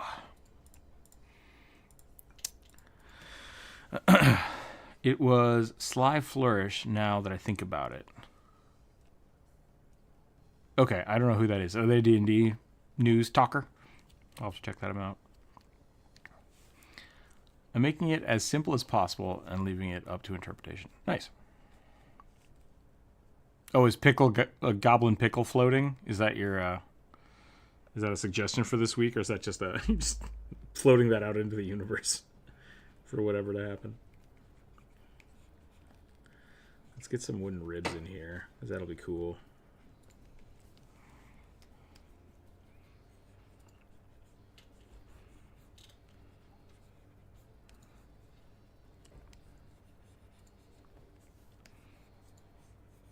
Sometimes you just got to put that stuff out in the universe and see what happens, you know?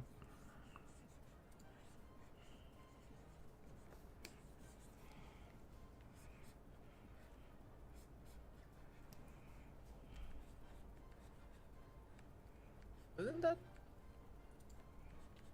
lazy dungeon master or something? Is it? It's up to interpretation. Fair enough.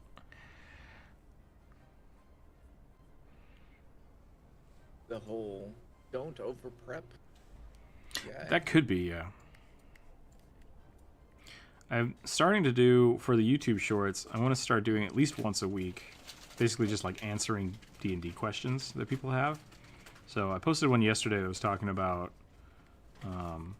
like how do you prepare for smaller parties. And in the process of doing that, it's like I should probably also talk about larger parties. But yeah, learning to DM is a complicated thing. So not over preparing is great.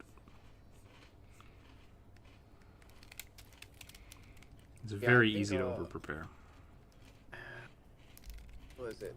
Yeah, Coville actually did a video not long ago about when a lot of people nowadays are thinking of tabletop games, they're thinking differently than they used to. Okay. Whereas campaigns are like a whole bunch of different little mini modules that people run, right? And it's the experience that you get from running that party through some of those modules, right? It becomes the campaign rather. Yeah. Versus what a lot of people are seeing, especially now with Critical Role and Dimension 20, doing the whole, oh, this is a grand thing, right? Yeah, that's a good way to look at it. That's why I'm a big fan of like switching DMs. Like even if you're playing like a really consistent game, it's nice to just switch it up sometimes and do one-offs. You can use the same characters and just like have the stories non-be canonical, and just like let someone else run with those characters because it's going to be different. But it's also a good way to remember that like your campaigns don't have to be just back to back to back to back a story. Like there's downtime. There's like character growth that can happen outside of the main story. So I think there's fun stuff like that. Mike Shea, aka Live Flourish, is a game designer for a bunch of tabletop games, including 5e third-party publishers. Okay, cool. He has the lazy DM stuff. Got it. Thank you, Elliot. Where's the side quest is what I do. Yeah, side quests are a great way to look at it like that.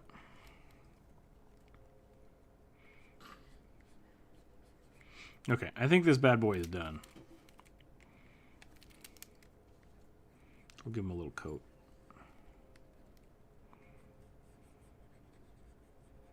A little seatbelt.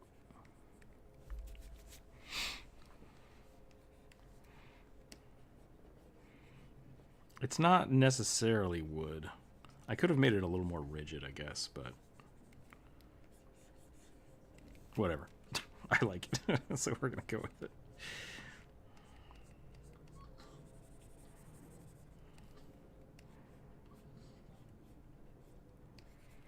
All right, let's do some more.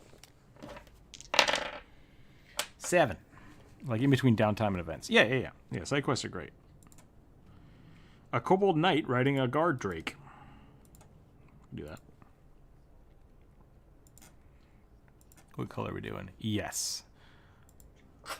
End pole. Bless you. Nope, just the 2. Okay. We are going cooler. Here we go.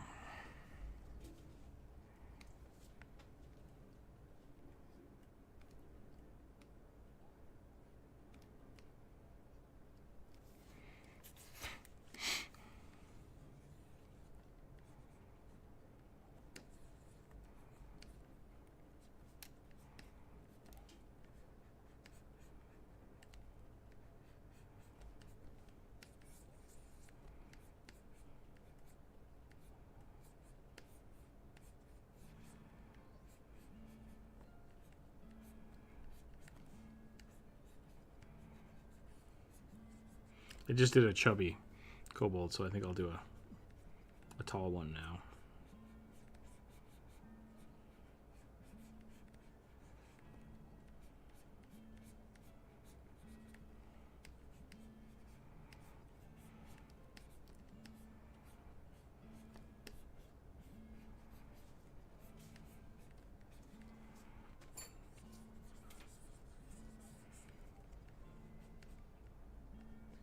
I can just hear him now.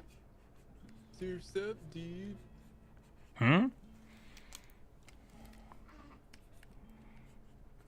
Nothing. My brain's working weird. Did you make him a surfer, bro? Yeah. He's a California surfer bro. A California surfer bro who works at what's the... At a bodega or something. Oh, I was thinking there's that medieval dinner place you can eat at in California. Like, I want to say Night Times or something. That's not right. Medieval Times? I think it might be Medieval Times. Maybe. The Game Grumps talk about it every now and again. Welcome to like the medieval ages, yo.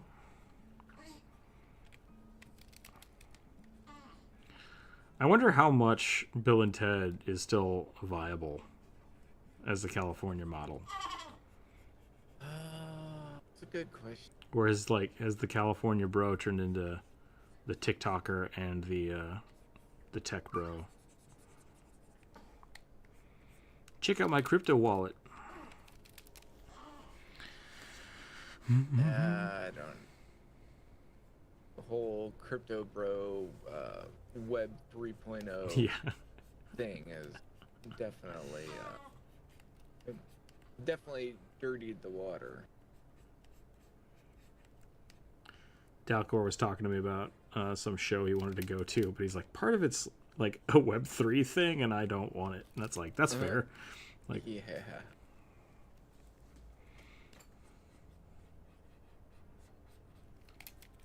So describe this Web3 thing for me. Oh, well, you see, it's this function plus this function, and it's gonna be amazing. It's gonna be the newest thing. And it's like, you're not describing anything. yeah, I've noticed a lot of that kind of just out in the world right now. There's I've had a few people send me like, hey, I would like you to work on this project with me. And what they'll send me is a business model that's not selling anything. It's just a bunch of buzzwords. And it's like, this is vaporware. Like, there's nothing here. And that... designed to sell to venture capitalists. Mm-hmm. And that's the unfortunate part of it is, like, it works. It's working, and it's terrifying. It does. It's those trigger words. Words that elicit specific emotion.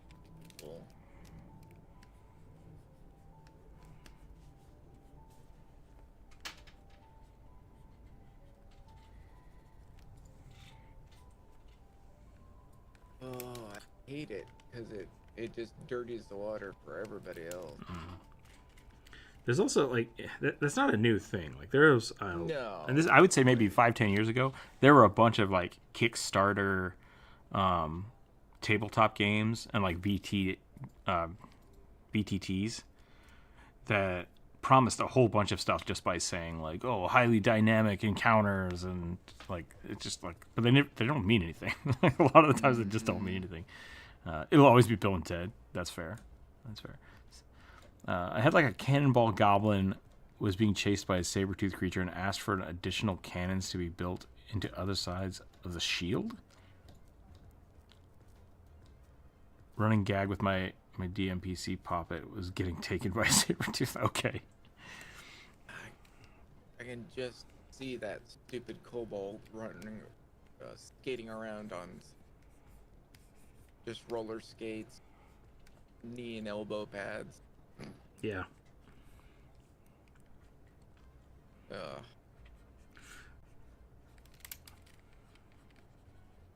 don't know why. I had a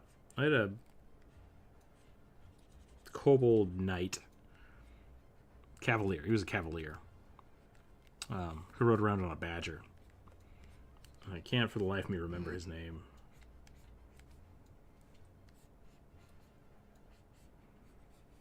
But he was fun. He was a really fun character to play. Tiny Cavalier with a lance. Come to Bulls. There's buffoonery about. I played him a little bit like Don Quixote, so that was probably the other part of it. Just like very, very regal, very chivalrous, but kind of incompetent. It was a lot of fun.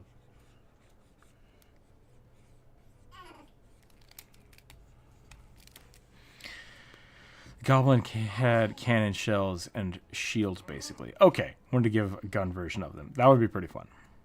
Anyone in the community doing D&D party art? Part of me thinks that party art postcards would make a great Christmas surprise. I've done that as a commission before.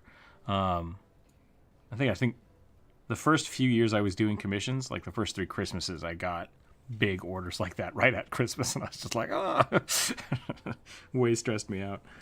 That was back when I was charging like $35 for a commission, though, and so people were like, "Yeah, I need 8 of those," and I'm like, "Oh!" Just like, what do I do? So I had to raise the prices. This take too much time. Yep, time is a finite resource. Yeah.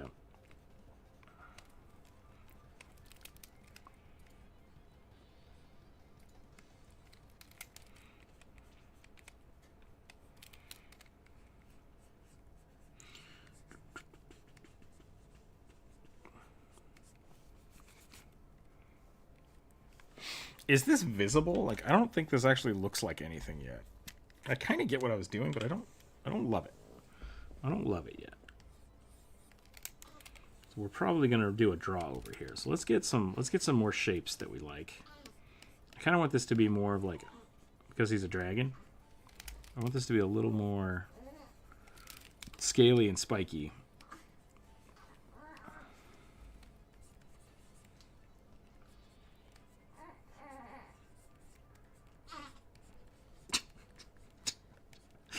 I don't know how this kid has been awake this whole time. I hear people talking, so I gotta make noise. What is happening here? I'm probably not gonna get the dragon drawn just because it's too much. So I usually don't do 2 characters per suggestion. So we'll get this guy. We'll get him drawn in here, and then we'll probably call it. I'm going to do a redraw over the top of him, though, just because I think my pen was too big, and so he looks a little muddy.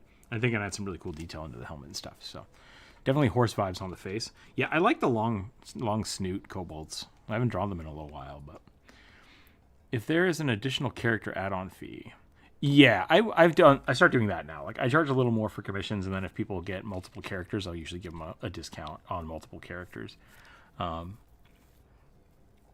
But yeah, I've been drawing friends' portraits as we play in tabletops for FFD20. Oh, nice. Okay. Since no one knows run to 2nd edition. Interesting. I don't like 2nd edition. Huh. I was thinking more crocodile than horse. Yeah, that's usually what I go for. But I can definitely see where the horse comes in. A little bit Beta Ray Bill.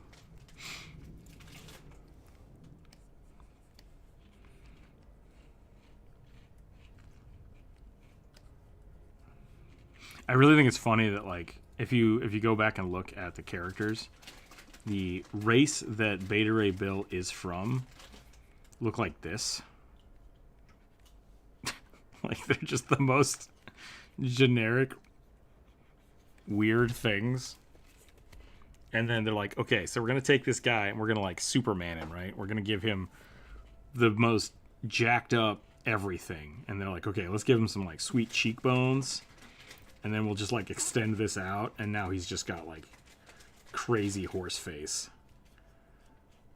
He's just like, I am all that is Corbinite. He's got these weird ass teeth.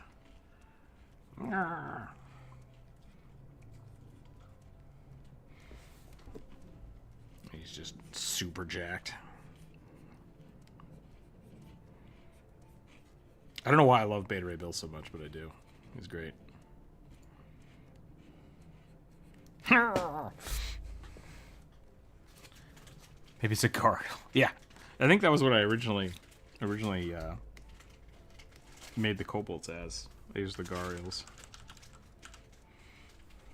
Okay, here we go. We're gonna redraw this.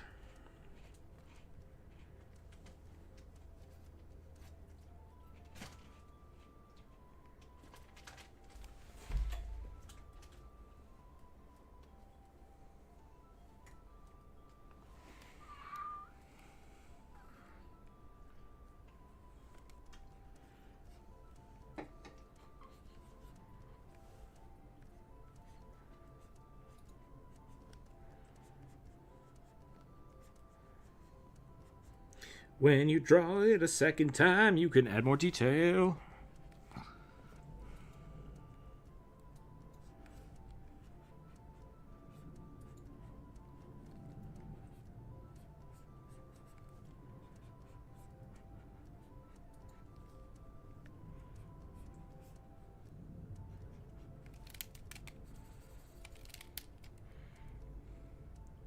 Gator Wednesday.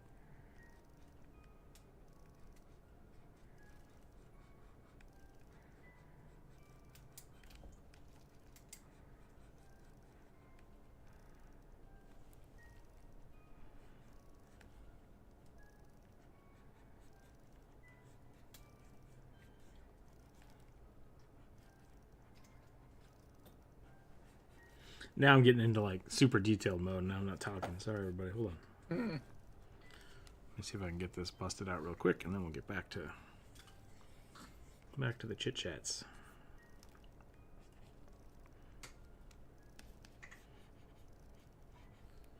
Get some bones on here. Some more dragon spines.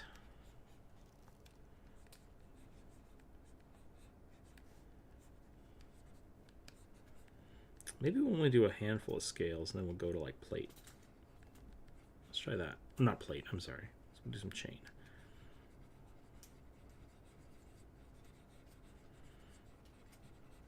Oh, I just remembered I have to go change my oil. Dang it. Darn it. There's always more stuff to do, you know? Always more chores. Yeah.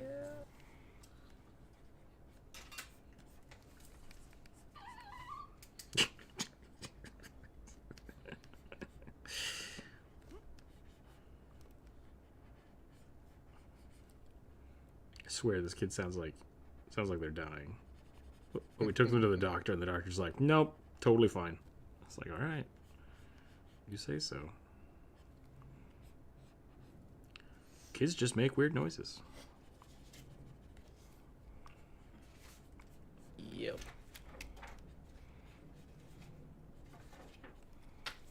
We used to wonder why our parents went insane when we were young. I guess I still make weird noises, so who knows? Yeah. I think we all do.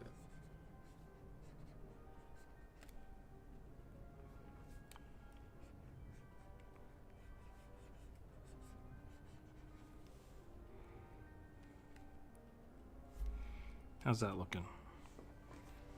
That's looking cool. I like this so far. Maybe I can make this a little more dynamic. I got that too when my boy was born. You're not alone, my friend. Thank you. I'm glad to hear it. I'm glad to hear it.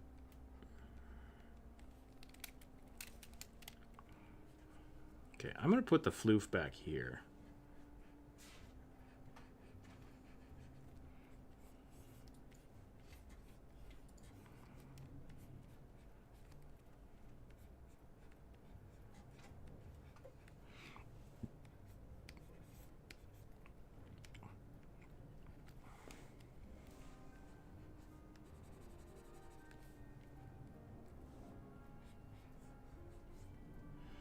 Put a little dragon on here.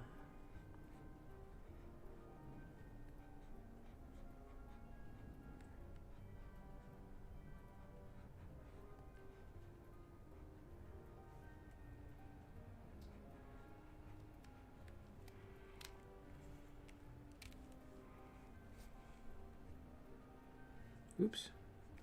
Put the nostrils the wrong way.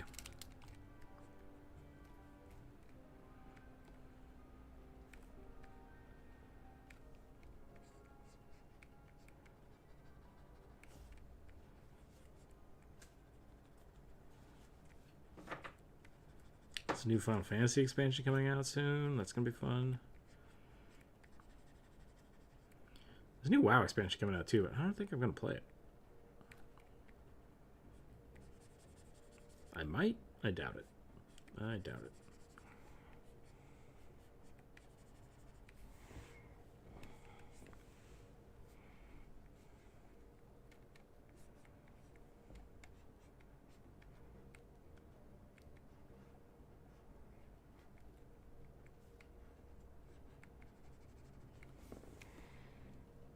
What a weird... I don't know what I've done with this design. Floof, there it is, yeah. A baby's body is a spaceship with a curious caveman in the cockpit. Yeah.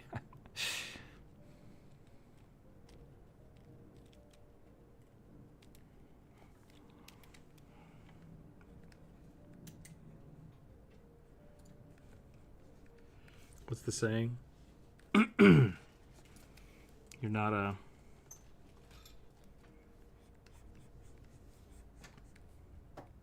You're not a skeleton driving a meat mech. You're a tiny, tiny mush ball driving a bone skeleton with meat armor. You're literally growing into your. Yep.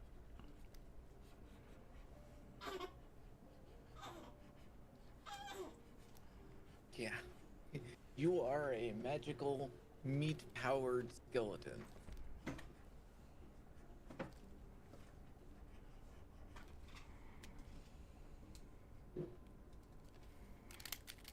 Okay, I hate this floof. Let's change this floof up.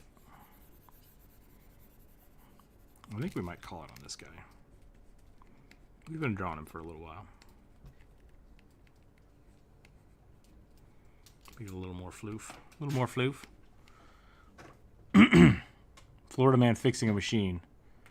He's the mechanic, he's fixing it. Would that be the Florida man, or would that be what the Florida man would call to fix a machine?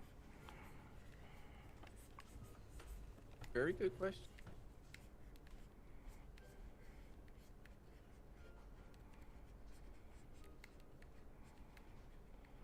I'm just waiting for OSHA to take a look. Yeah. Try and give him some citations. You're not wearing anti-conductive boots.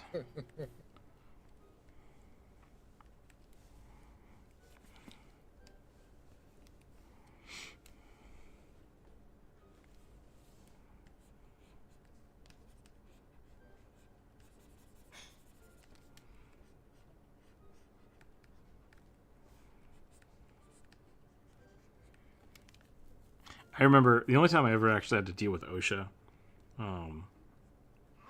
was they came in one time to a restaurant I was working at and like, we got a complaint that it's way too loud in here. And I'm like, well, it is really loud in here.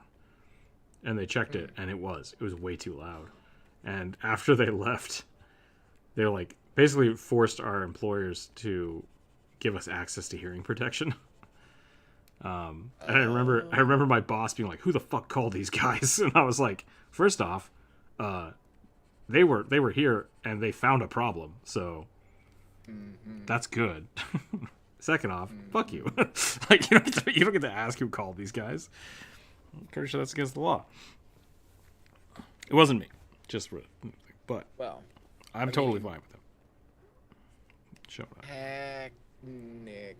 Technically, he can ask, but yeah, the implication was definitely there.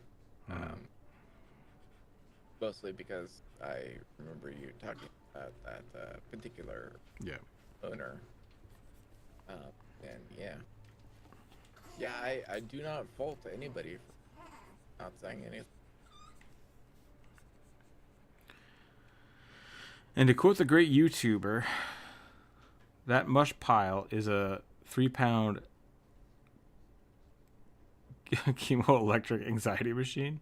Yep. Bioelectric. It is weird that most of our synapses and stuff are chemical based, not electrical based. That always kind of doots my noodle. Like, it's pretty cool. I mean, if you really want to get weird and cerebral, the now does not ever exist. Right, because we're on like a 3 millisecond delay or something. At minimum, right? But it's variable and it changes from person to person. It's like trying to convince one person this particular color is blue. Yeah, it's subjective. Right? Yeah. Your interpretation of that specific frequency of light is different than another person. That's what we call pedantic. Subjective and pedantic. It gets down to it, yeah. That really depends on what your definition of is. I hate you so much, but you're so right.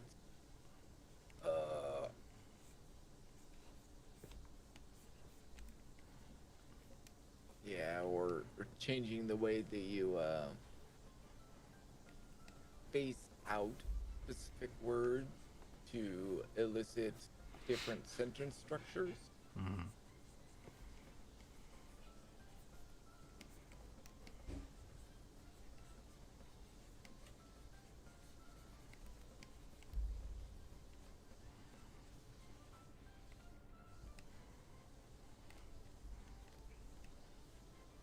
Okay, I think I'm done with this guy. I'm going to move on to the next one. It is currently 1 o'clock. I need to go fill up my water glass. I'm going to take a quick break. And then I will be right back. We'll draw the next one. So everybody hang tight. I'm going to throw you at an ad real quick. Actually, I'm not going to do that because I think ads are on still. So I'm going to leave it. I'm just going to leave it with a be right back. And I'll be right back, everybody. Hang tight. After these messages, we'll be right back.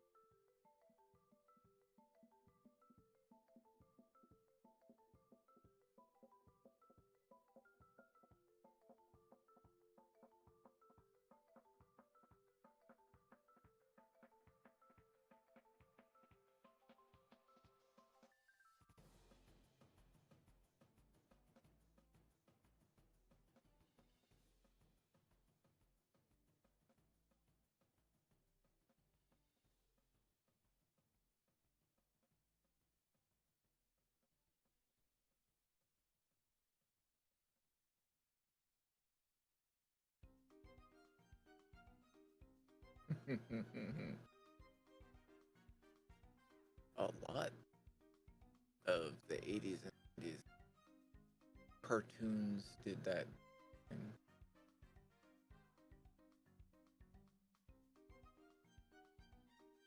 Had the 80s government PSAs as well.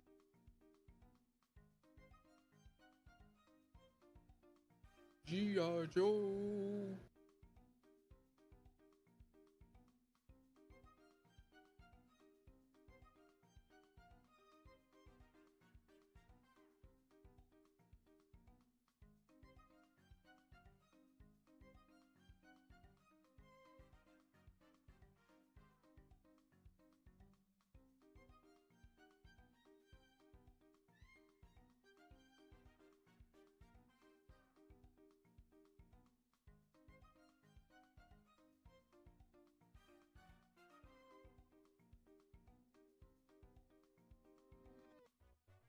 Okay, we're back.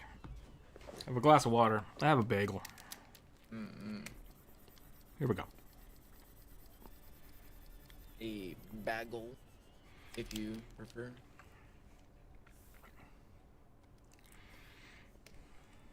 All right, rolling dice. Here we go. 13. Cute bobtail squid. Wizard with big eyes and a bigger hat. I gotta look that up.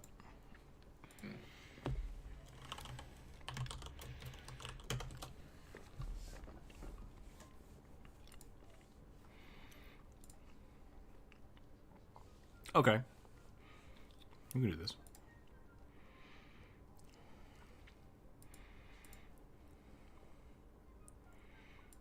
Wizard with a... Okay. Yeah. Basically drawing a... Gamma, welcome in. You have soup. Elliot, is that a goat? Where did that come from?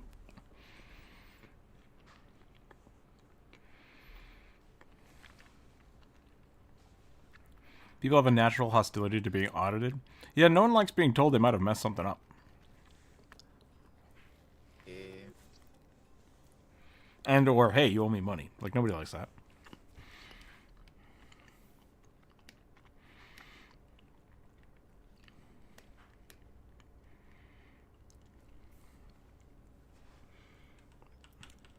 Okay. Squid. Squid look like this.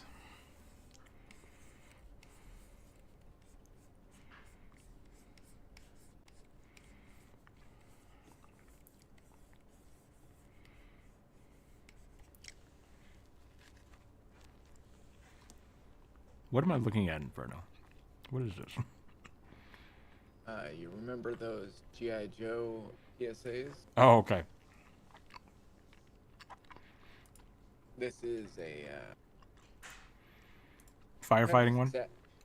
Well, yeah, it's definitely the firefighting one. Or yeah, I think it was the firefighting one. It could have been one of the Dare ones, but I believe it was a firefighting. But it's one of those satire in the vein of what was it? I got what you're saying. Yeah. Bad subtitles. Mm-hmm. Bad lip reading. Yeah.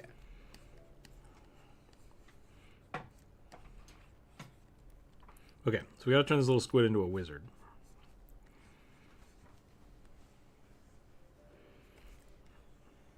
It did not say that this was a squid folk. It is just a squid.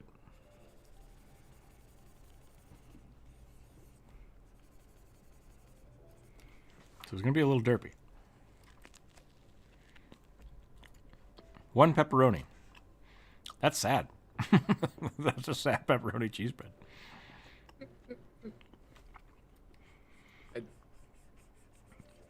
When I worked at Pizza Hut, back in the early 2000s, they basically wouldn't let us eat anything on the job. But at the end of the day, you could have like a personal pan pizza or some breadsticks. So what we used to do is we would make ourselves breadsticks and then just put as many toppings as we wanted on the breadsticks. Management was not happy about that, and that got shut down very quickly.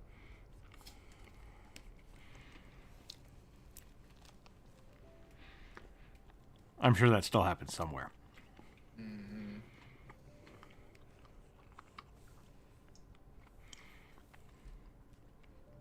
That bread bowl is making me want clam chowder bread bowls. Why do they put ranch in my Alfredo bowl? Yeah, that's not good. Yeah. You got a bad Pizza Hut, man. It looks like Domino's, actually. I'm not sure. It is. It's Domino's, yeah. Yeah. Not enough grease for Pizza Hut. We gotta turn this little squid into a wizard. A sentence that is probably spoken more often than you would think on this channel.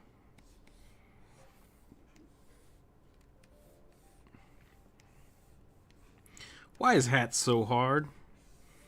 Why is hat so hard to draw? Because floppy brims, man. Yeah. The top needs to attach to the head. Because the top is farther back, which means this would be farther forward. Then I think a lot of people constantly draw those style of hats inherently wrong. Yeah, a lot of times when you have like a wizard hat or something, it's going to be drawn optically, not realistically, because it just looks better with a specific proportion in mind. Or not proportion, but like an angle and I've fought with people about that. Like, oh, can't you make the hat do this? It's like, I mean, I can, but then it's gonna be wrong. I have to draw it wrong to do that. And most people just want it to look a certain way and not be like physically correct.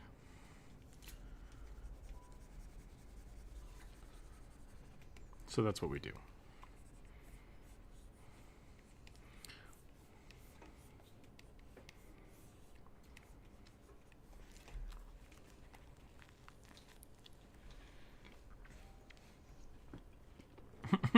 He needs a robe.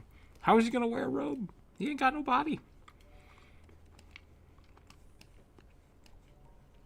It's one of those memes. Would a squid wear a robe like this or like this?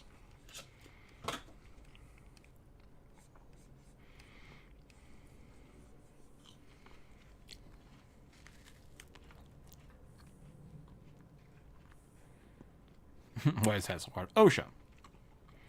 That's a good reason to have a hard hat. Yeah. Someone call RCE. I'll get in here. Need more hard hat. So many speckles. This is where Druid's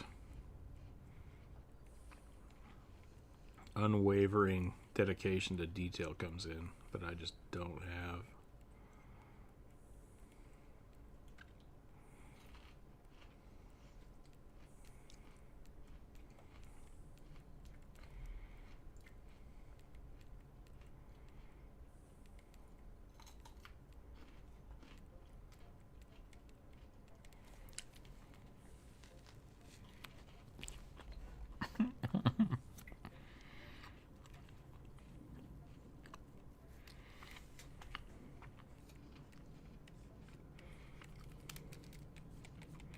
If you give a squid a body, it will eventually take over the galaxy. That's all I'm saying. Don't give the illithids ideas. Nope. Even though they feed on. Good idea.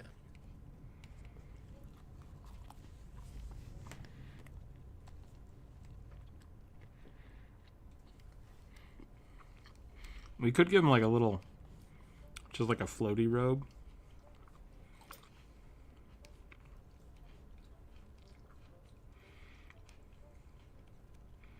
Just kind of floats with him.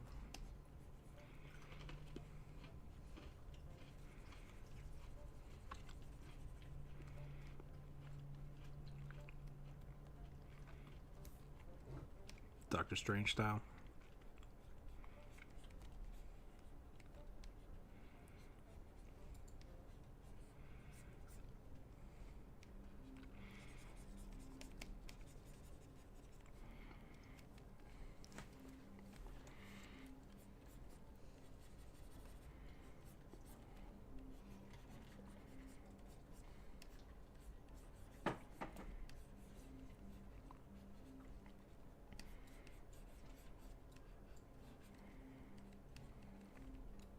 I got distracted. I got so distracted I completely forgot about the texture.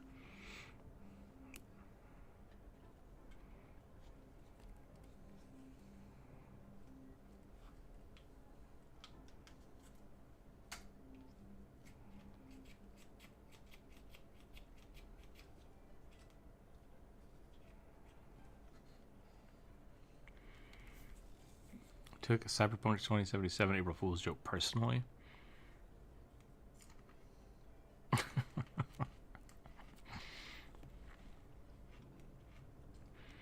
Maybe a magic ring on one tentacle. That could be funny.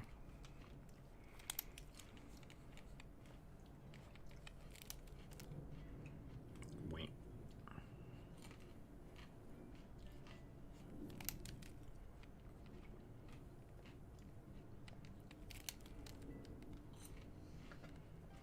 There's no reason we couldn't go back to floppy disks. Mm-hmm. Like, imagine how many micro SDs you could cram inside of a floppy disk. Size-wise.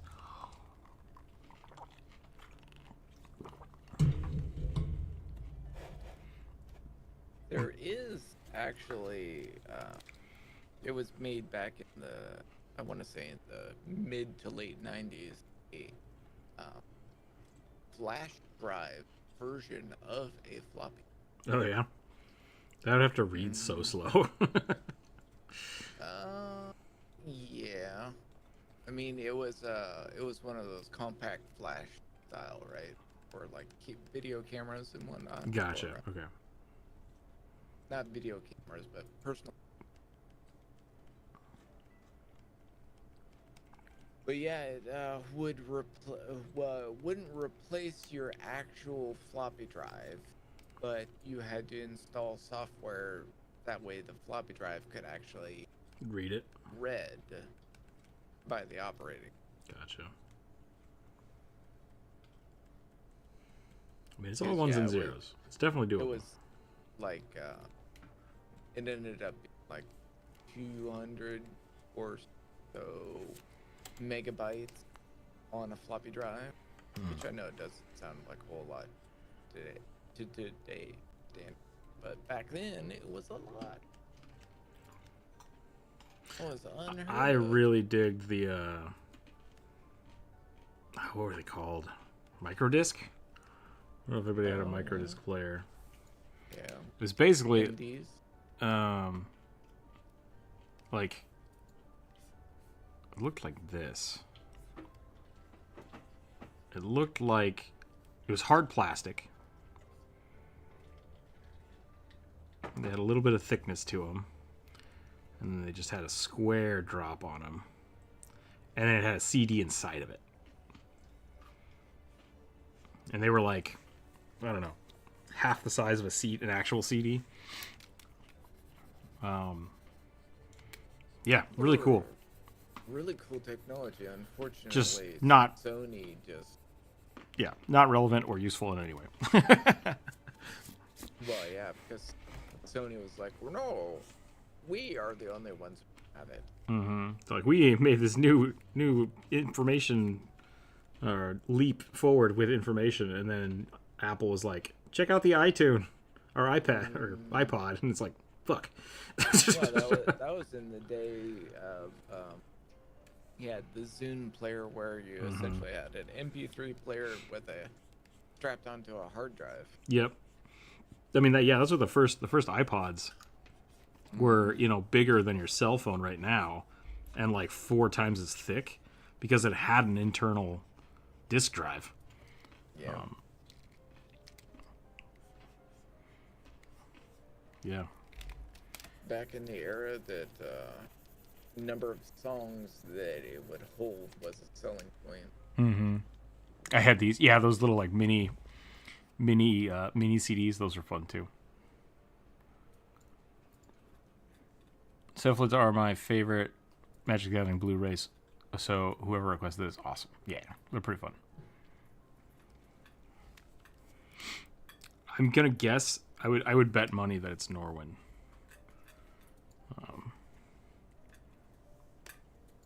Because we got the don't know if they're playing, like, if they're actually playing a animal campaign, or they just really like to play non-humanoid characters. Either way is awesome. But I've drawn a lot of these little fish folk.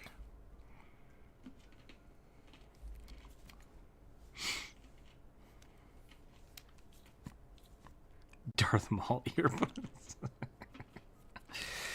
Yeah, nope.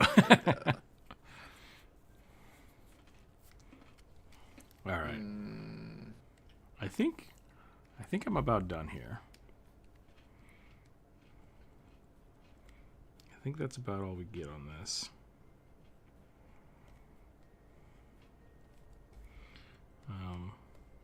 And then I'll do one more. I think I had time for one more sketch. And then we'll have to hit him again on Friday. Whoop. That's a pretty fun one. I like that. I like that little guy. All right, here we go. 10. A pirate tabaxi with a magical crystal fake eye. All right.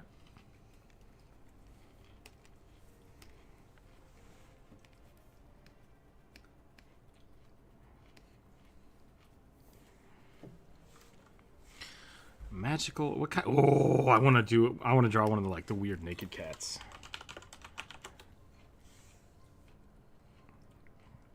Oh my god, they're so ugly. It's great.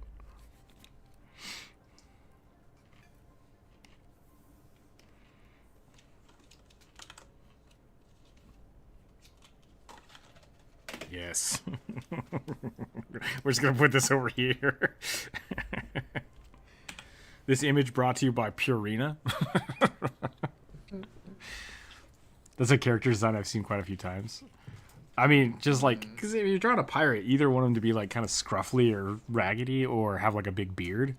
And these things are just, they look like they're trapped at sea and have scurvy. Hairless.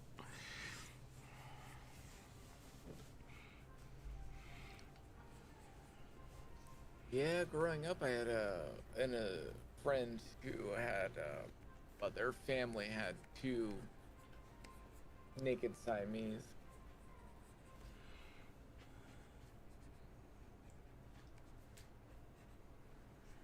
Very, very. I don't know if I've ever. I know a guy that had like a freaking ocelot. I think it was terrifying. Wow, yeah. I didn't even think that was a thing until recently. I definitely don't think it was legal. There's nothing. Yeah. Yeah. Idaho was a weird place. Not that it was legal in Idaho. It's just like people did kind of whatever the hell they wanted. Perfectly legal until you get caught. What I hear from so many people, I'm like, that's not how that works. That's not how that works at all. Of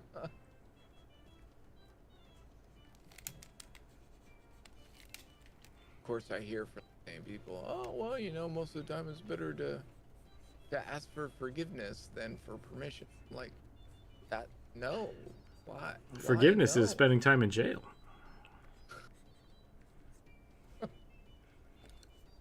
Where's Corvus? I want to talk about sovereign citizens again.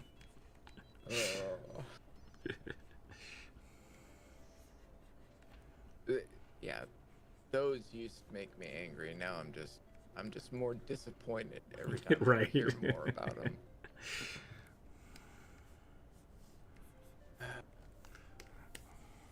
Oops, I'm drawing on the layer with the cat. Oh well, whatever. I don't care. It's fine. No, you must stop. You're drawing on the wrong layer.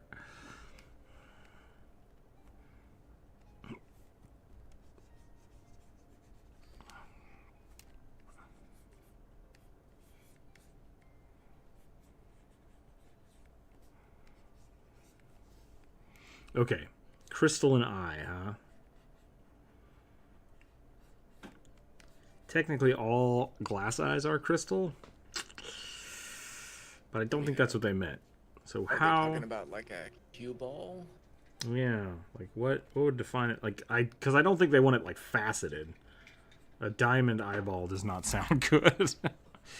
Or you could have like a quartz eye with a diamond inlay as the pupil.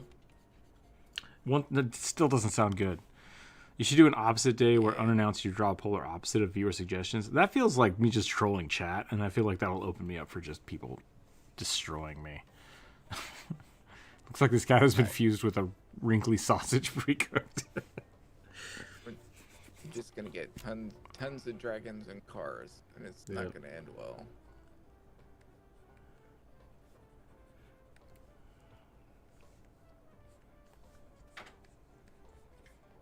It does indeed look like a sausage.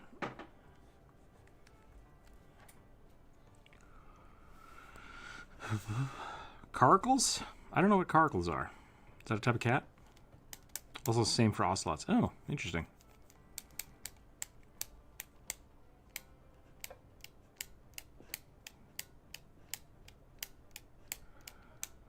Hey, one of these days we'll do a not safe for work stream on like Picardo or something.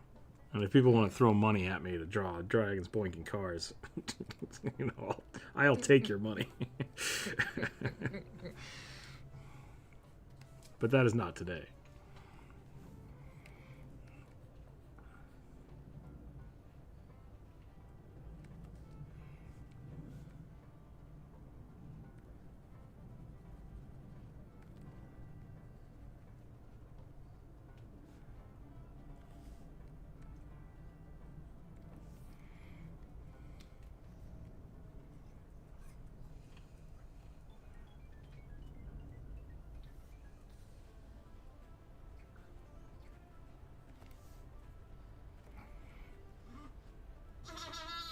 Uh-oh.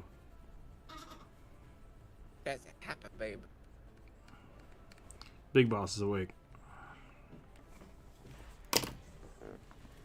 Nope. False alarm.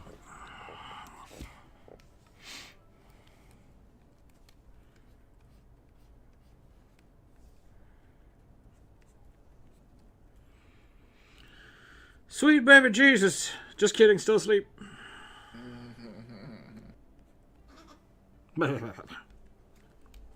It's one of those weird things where 5-10 seconds of just random noise and you'd swear that they woke up, but they didn't.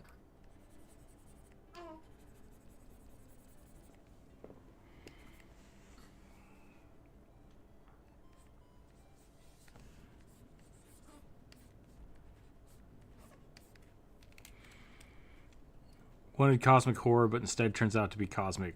Yeah, right. I did not say cosmic horn dog. I'm pretty sure you did. That's what I heard.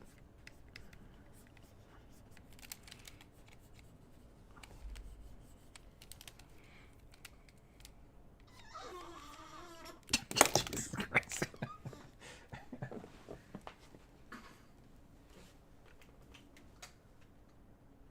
Still totally asleep. Tiny raptor noises, instantly asleep again.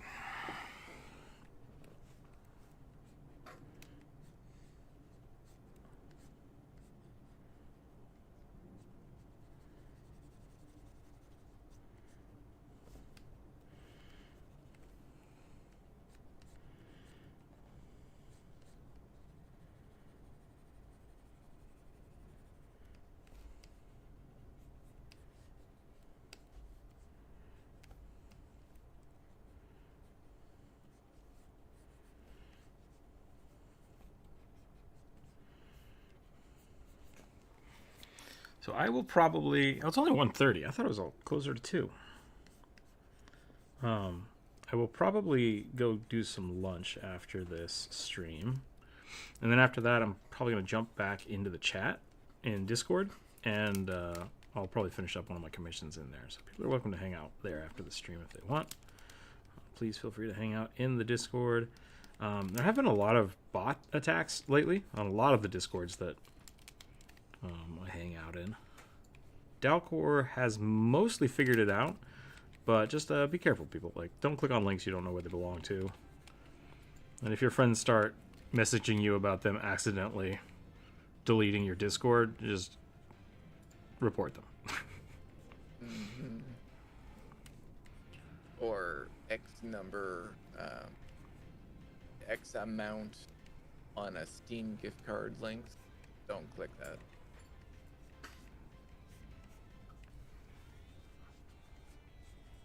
Remember your 2FA, people. 2FA.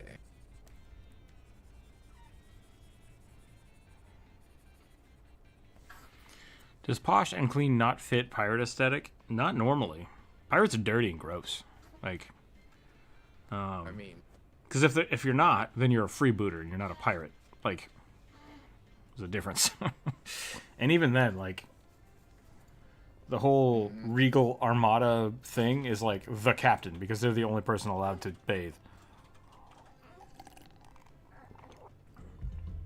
Ships were run by dirty, dirty people. nope. And people were paid in rum Yep. and were very likely both vitamin deficient and dehydrated. I mean, even now, like, I'm thinking of the crabbers from Deadliest Catch. Oh, Like, they have access to showers and stuff. Still kind of dirty. yeah. Still kind of dirty. I guess when you're on your third day of a 4-day Yeah, your priorities change a haul, little bit. you just don't care. Yeah. I'm going to go to work and get just completely drenched and sweaty and awful, and I don't care. I don't Yeah. care. And I'm sure that most of the other people just don't care either. Yeah. Jesus Christ.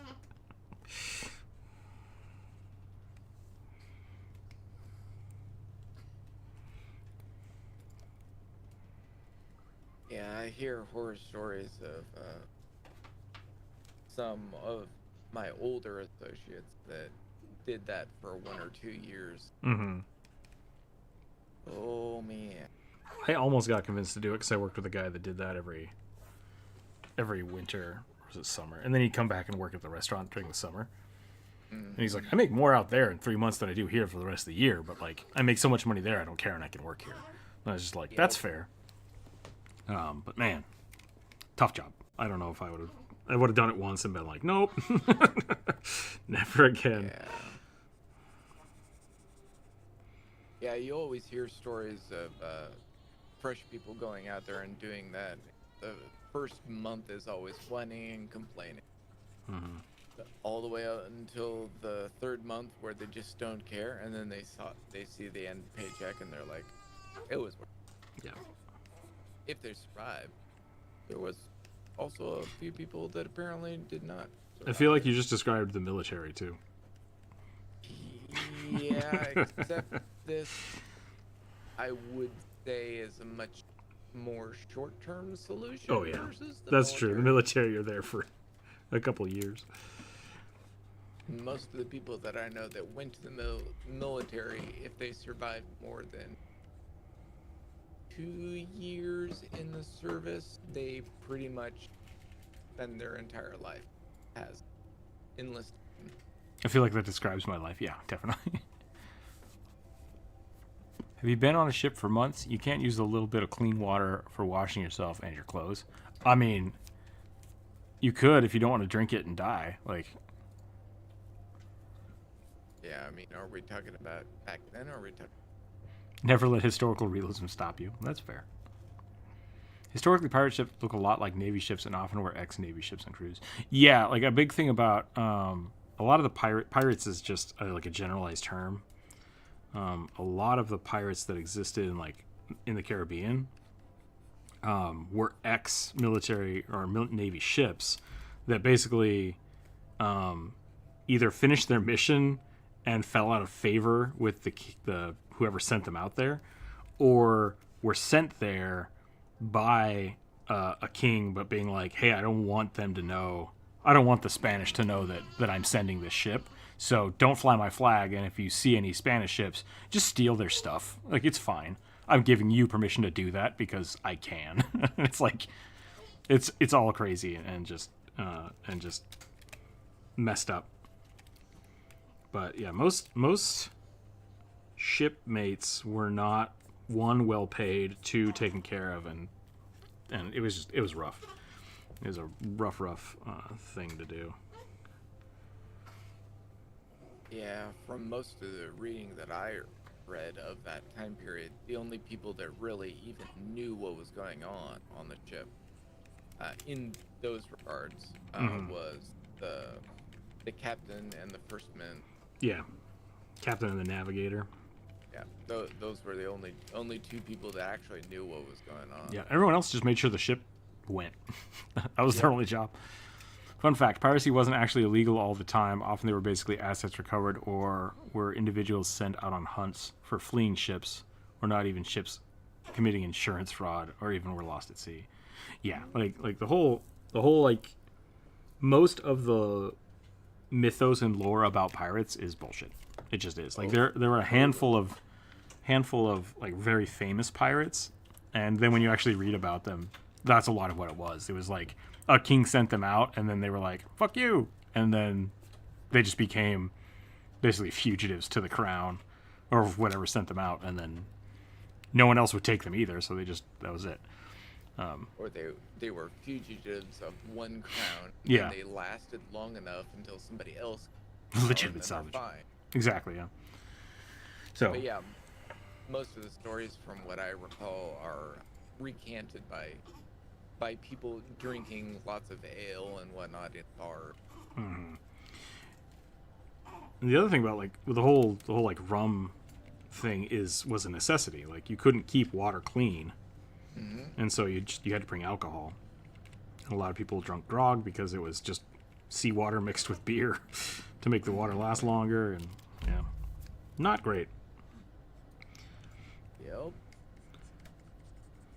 And fruit did not last very long. Hardtack and eating worms. It used to be tough. It used to be tough to cross the ocean. Now it's just like I get on a plane and I'm there. It still probably is tough to cross the ocean, but having a boat the size of a small city is pretty nice. Yeah. Still dangerous. I mean, most of those tour ships or vacation ships are effectively floating country. Yeah. Can you imagine, like, going back to, like, the 1800s and then floating a cruise ship? Oh, man. The pirates would just, like, explode. I mean, the stories you would get about countries floating from one continent to the other. Aircraft carriers are bananas. Like, Absolutely. just the marveled the scale. Yeah, like looking at like anime mechs and stuff, like they just don't take into account aircraft carriers. Like, aircraft carriers are buildings that float. Like skyscrapers that float on the water. It's awesome. Can't hear about pirates anymore without thinking of One Piece. Yeah, I'm not a big pirate fan. Like, I'm a big, like, when I was younger, it was like pirates versus ninjas. For some reason, I was always on Team Ninja. Pirates are dirty. 100%. Destroyer class carriers are effing massive. Yeah, they're big. They big. Okay. I think that was probably, it's 140. Can I do another one? I could do another one. But it would be goofy. Do people want me to attempt to draw their whatever they suggested as a quick goofy sketch? I mean, this isn't super serious, but it's not terrible. We need an onion ninja.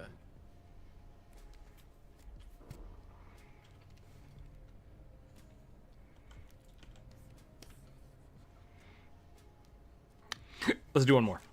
We can do one more and then we're going to call it. 15. Neutral good female Knoll celestial warlock. Simver patron? I don't know who that is. Fox Phoenix detailed decoration on her robes and spear. Knoll celestial warlock. Fox and Phoenix. Okay. We can do that. I don't know if I can get this one done that fast. We'll try. We'll try to do it in 20 minutes.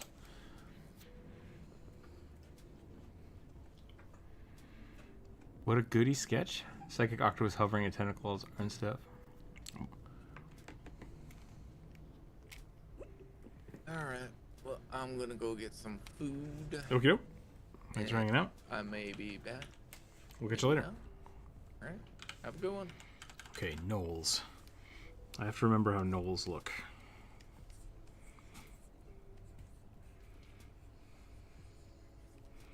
Draw the hyena. Add the boobas.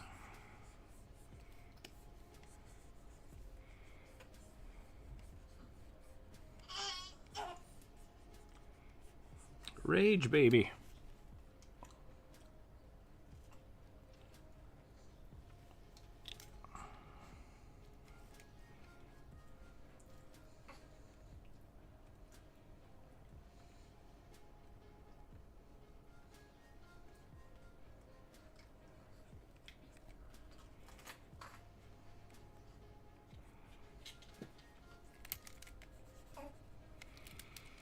The funny thing about Knolls is that they don't look gendered. You tell Knolls apart based on their size.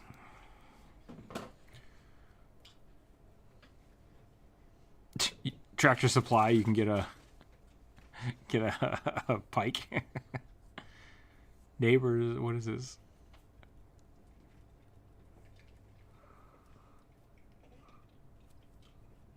Fully armed 13th century knight.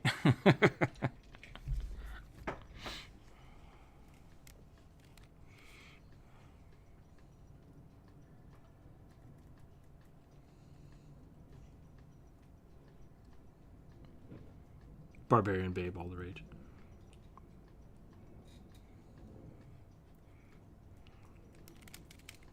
If it's your Knoll, you can tell me otherwise.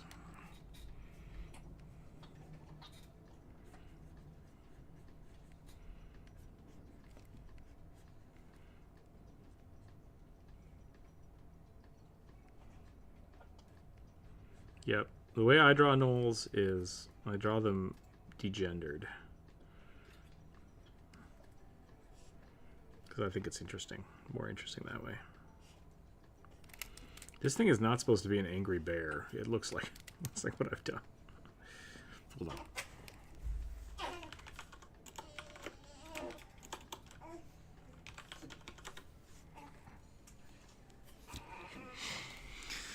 Oh, so many just not safe for work things.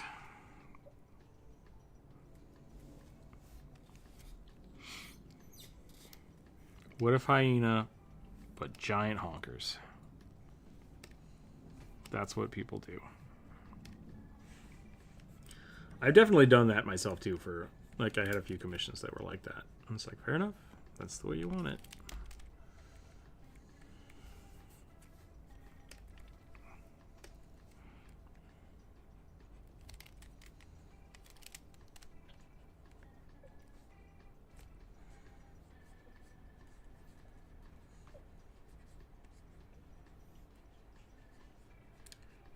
Each of their own. I think it's the same thing with like a dragonborn. Sure, you can have them look more female, but like a lizard folk, no, they just look like a lizard. A sea dog.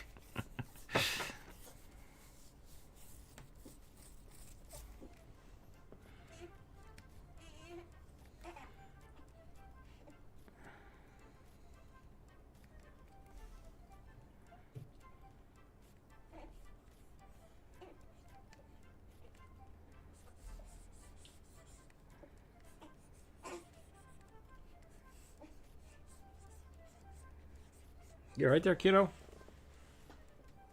It's okay. So much noise.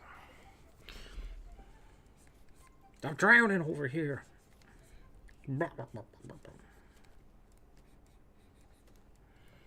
Fox and Phoenix. Interesting.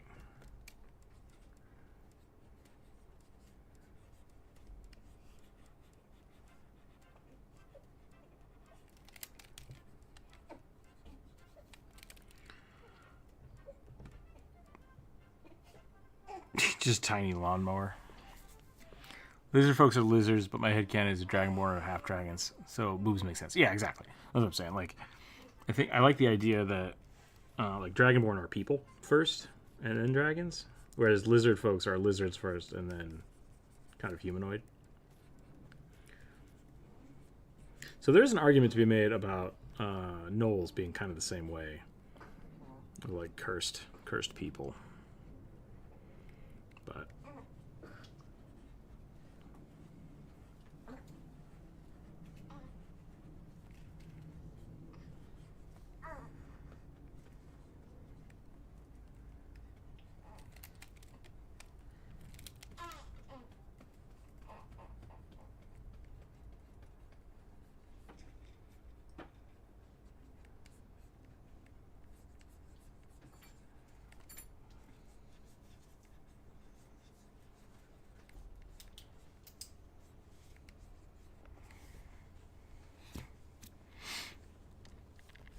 But Boulder's Gate. Yeah, I think Boulder's Gate they're hyenas first that become people.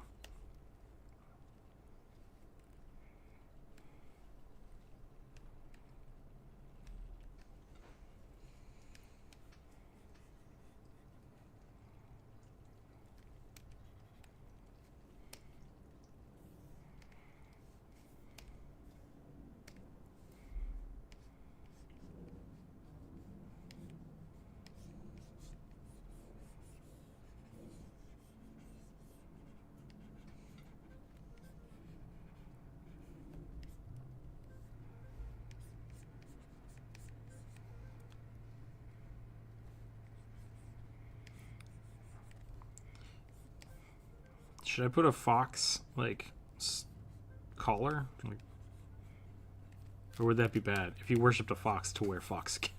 Maybe.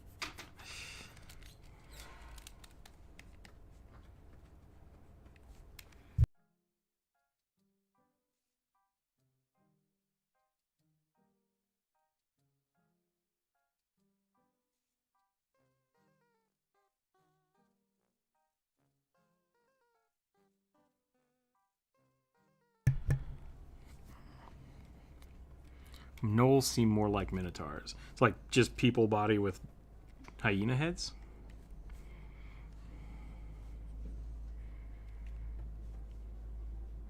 Creature in DD, I feel like doesn't get wide enough description of. I have no idea. You have to tell me.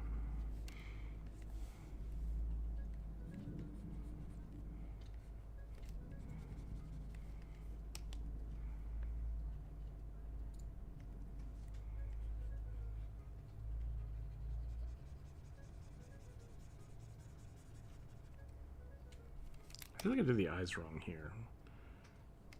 I think gnolls have much more forward-facing eyes.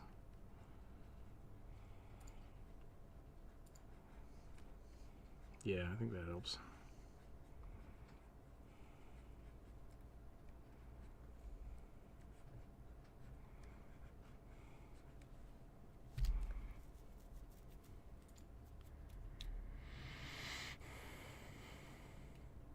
Shady Driders?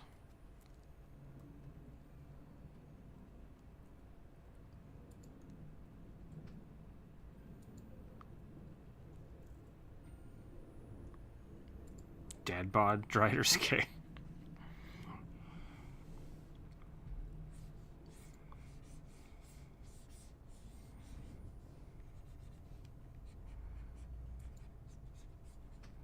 Driders are terrifying.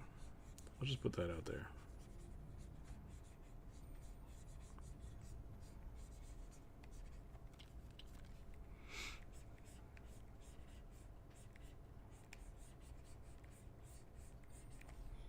Not because like, oh, creepy spiders, but like it's loath just like torturing someone.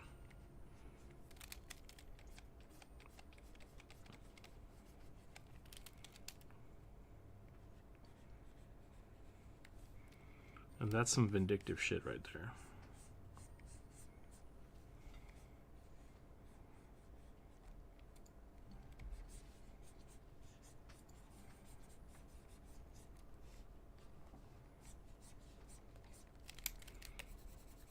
Do you think maybe they wanted like phoenix emblems or something on the robe? Maybe it wasn't supposed to be actual foxes. You know? Would you rather draw driders or centaurs if you had to include all the details? I mean, they're both probably driders, just because I'm more comfortable with drawing spider anatomy than I am with horses. I feel like the problem with drawing centaurs is there's only like 2 poses you can draw a centaur in, because horses are just weird. They're weird and hard to draw to begin with. Driders or spider centaurs changed my mind. Oh, they are. Yeah, 100%. Are there spiderkin who aren't at least kinderly to be so? Yeah, there's the Anati in Pathfinder, and then the... Oh, what's it called? Shoot. Ettercaps? Is that right? That sounds right.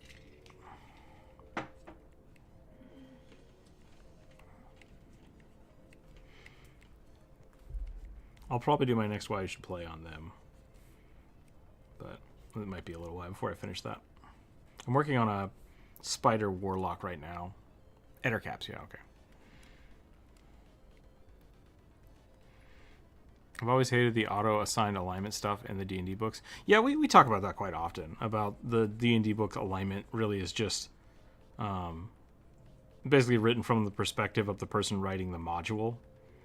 So when it comes to that stuff, that's just for, like, inspirational reference. Because it doesn't make sense to have everything be one thing.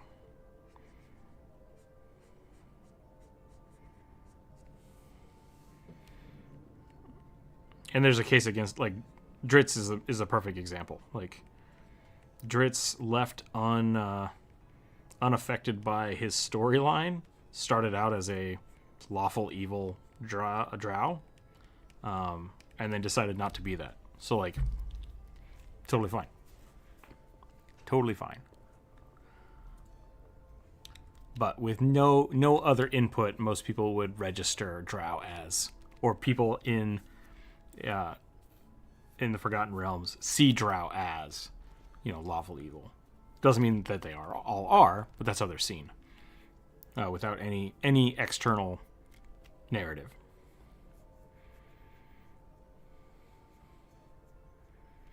I'm actually really curious about what would happen if a drider, if they went full drow, if they weren't full drow, like a half dragon drider.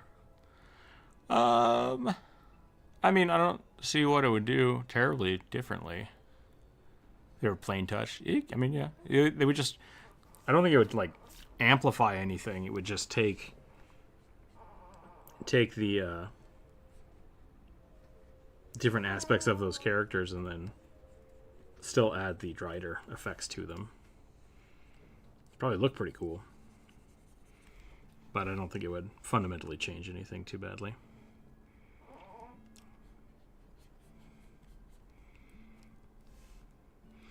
I've kind of lost my train of thought with this character. I don't remember what I was supposed to be doing.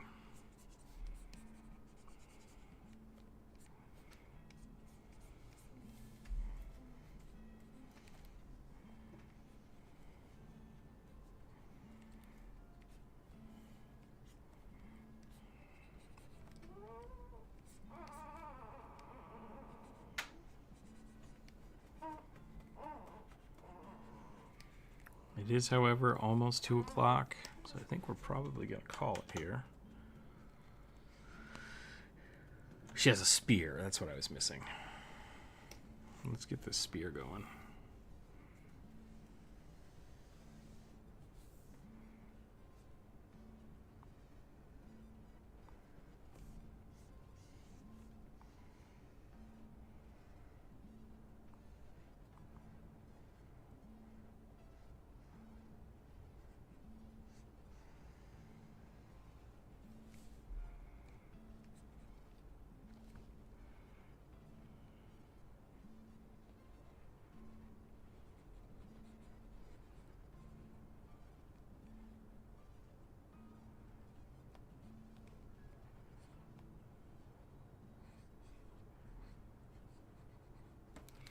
I was going to put phoenixes on the robe, but I don't know how to do that.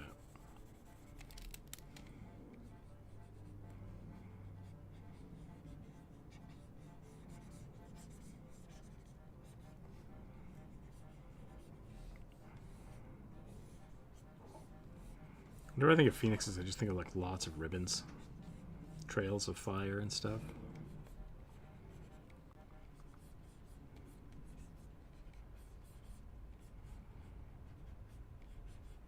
Same thing with like foxtails.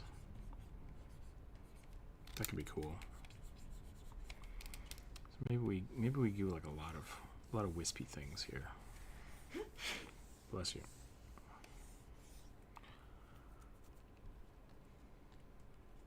Would it affect the spider body?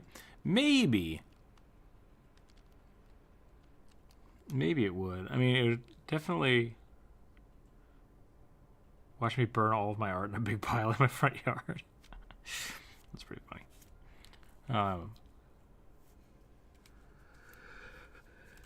What was I saying? Ooh, I'm tired.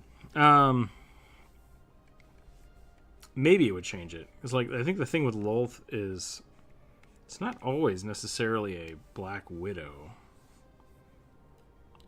So yeah, I would say you definitely change it up the type of spider. That would be pretty cool.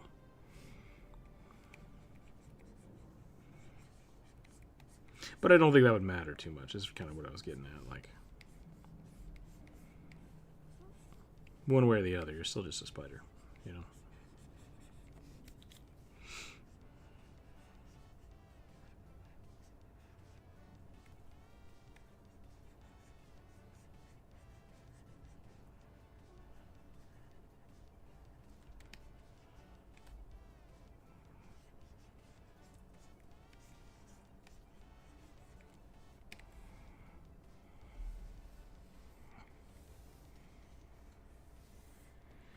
Apparently, the Drider ritual on the other species in the Galarian settings cause you to fuse with different vermin. Ooh, interesting. It's kind of like a wizard staff with a sharp thing on the end. Yep. I had a friend of mine try to convince me that, like, okay, so I want to take my wizard staff and put swords on the end of it, and now I have like a Daibo Darth Maul kind of thing. And I'm like, that's not a staff anymore. Like, it's just it's a twin sword. Like no, it's a staff with daggers on the end. I'm like, oh. This feels like you're cheating the system a little bit. Spiders are vermin? Yeah, they can be. I mean, the same way that like bees are vermin. Like, it's just something that's not where it's supposed to be, you know.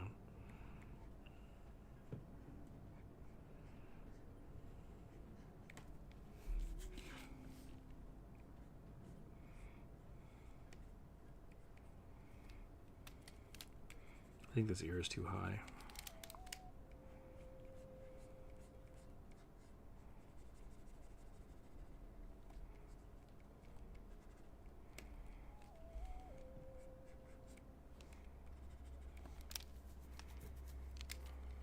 This ear is probably too high too. Let's move it down here. Yep, I think that helps.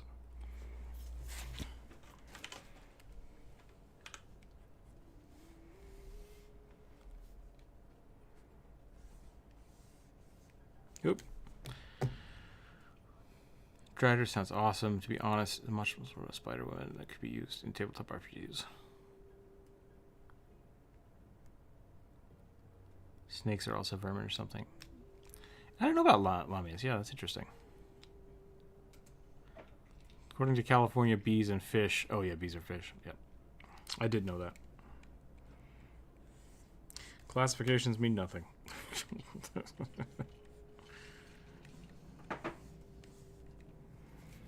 Beavers are also fish, so you can thank the Catholic Church for that one.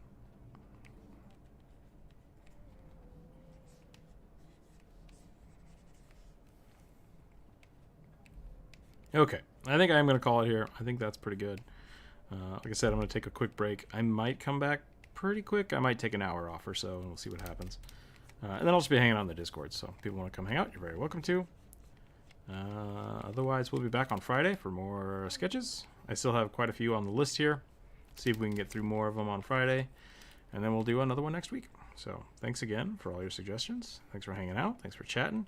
Remember to give the video a thumbs up so that people know it's good. Go watch the Why You Should Play Dogfolk video because I need those long form videos to get lots of views.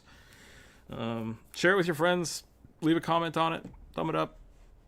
Yeah, if I can get those long form videos that have the same amount of views as the shorts, I would be successful as a YouTuber, I feel. So thanks again, everybody, for hanging out. That's all I have for you today. I'll put these up in the Discord so people can use them for their home games if you want. And that's it. Stay happy. Stay healthy. Keep your eyes on the table. And we'll catch you all next time. Thanks, everybody. Bye.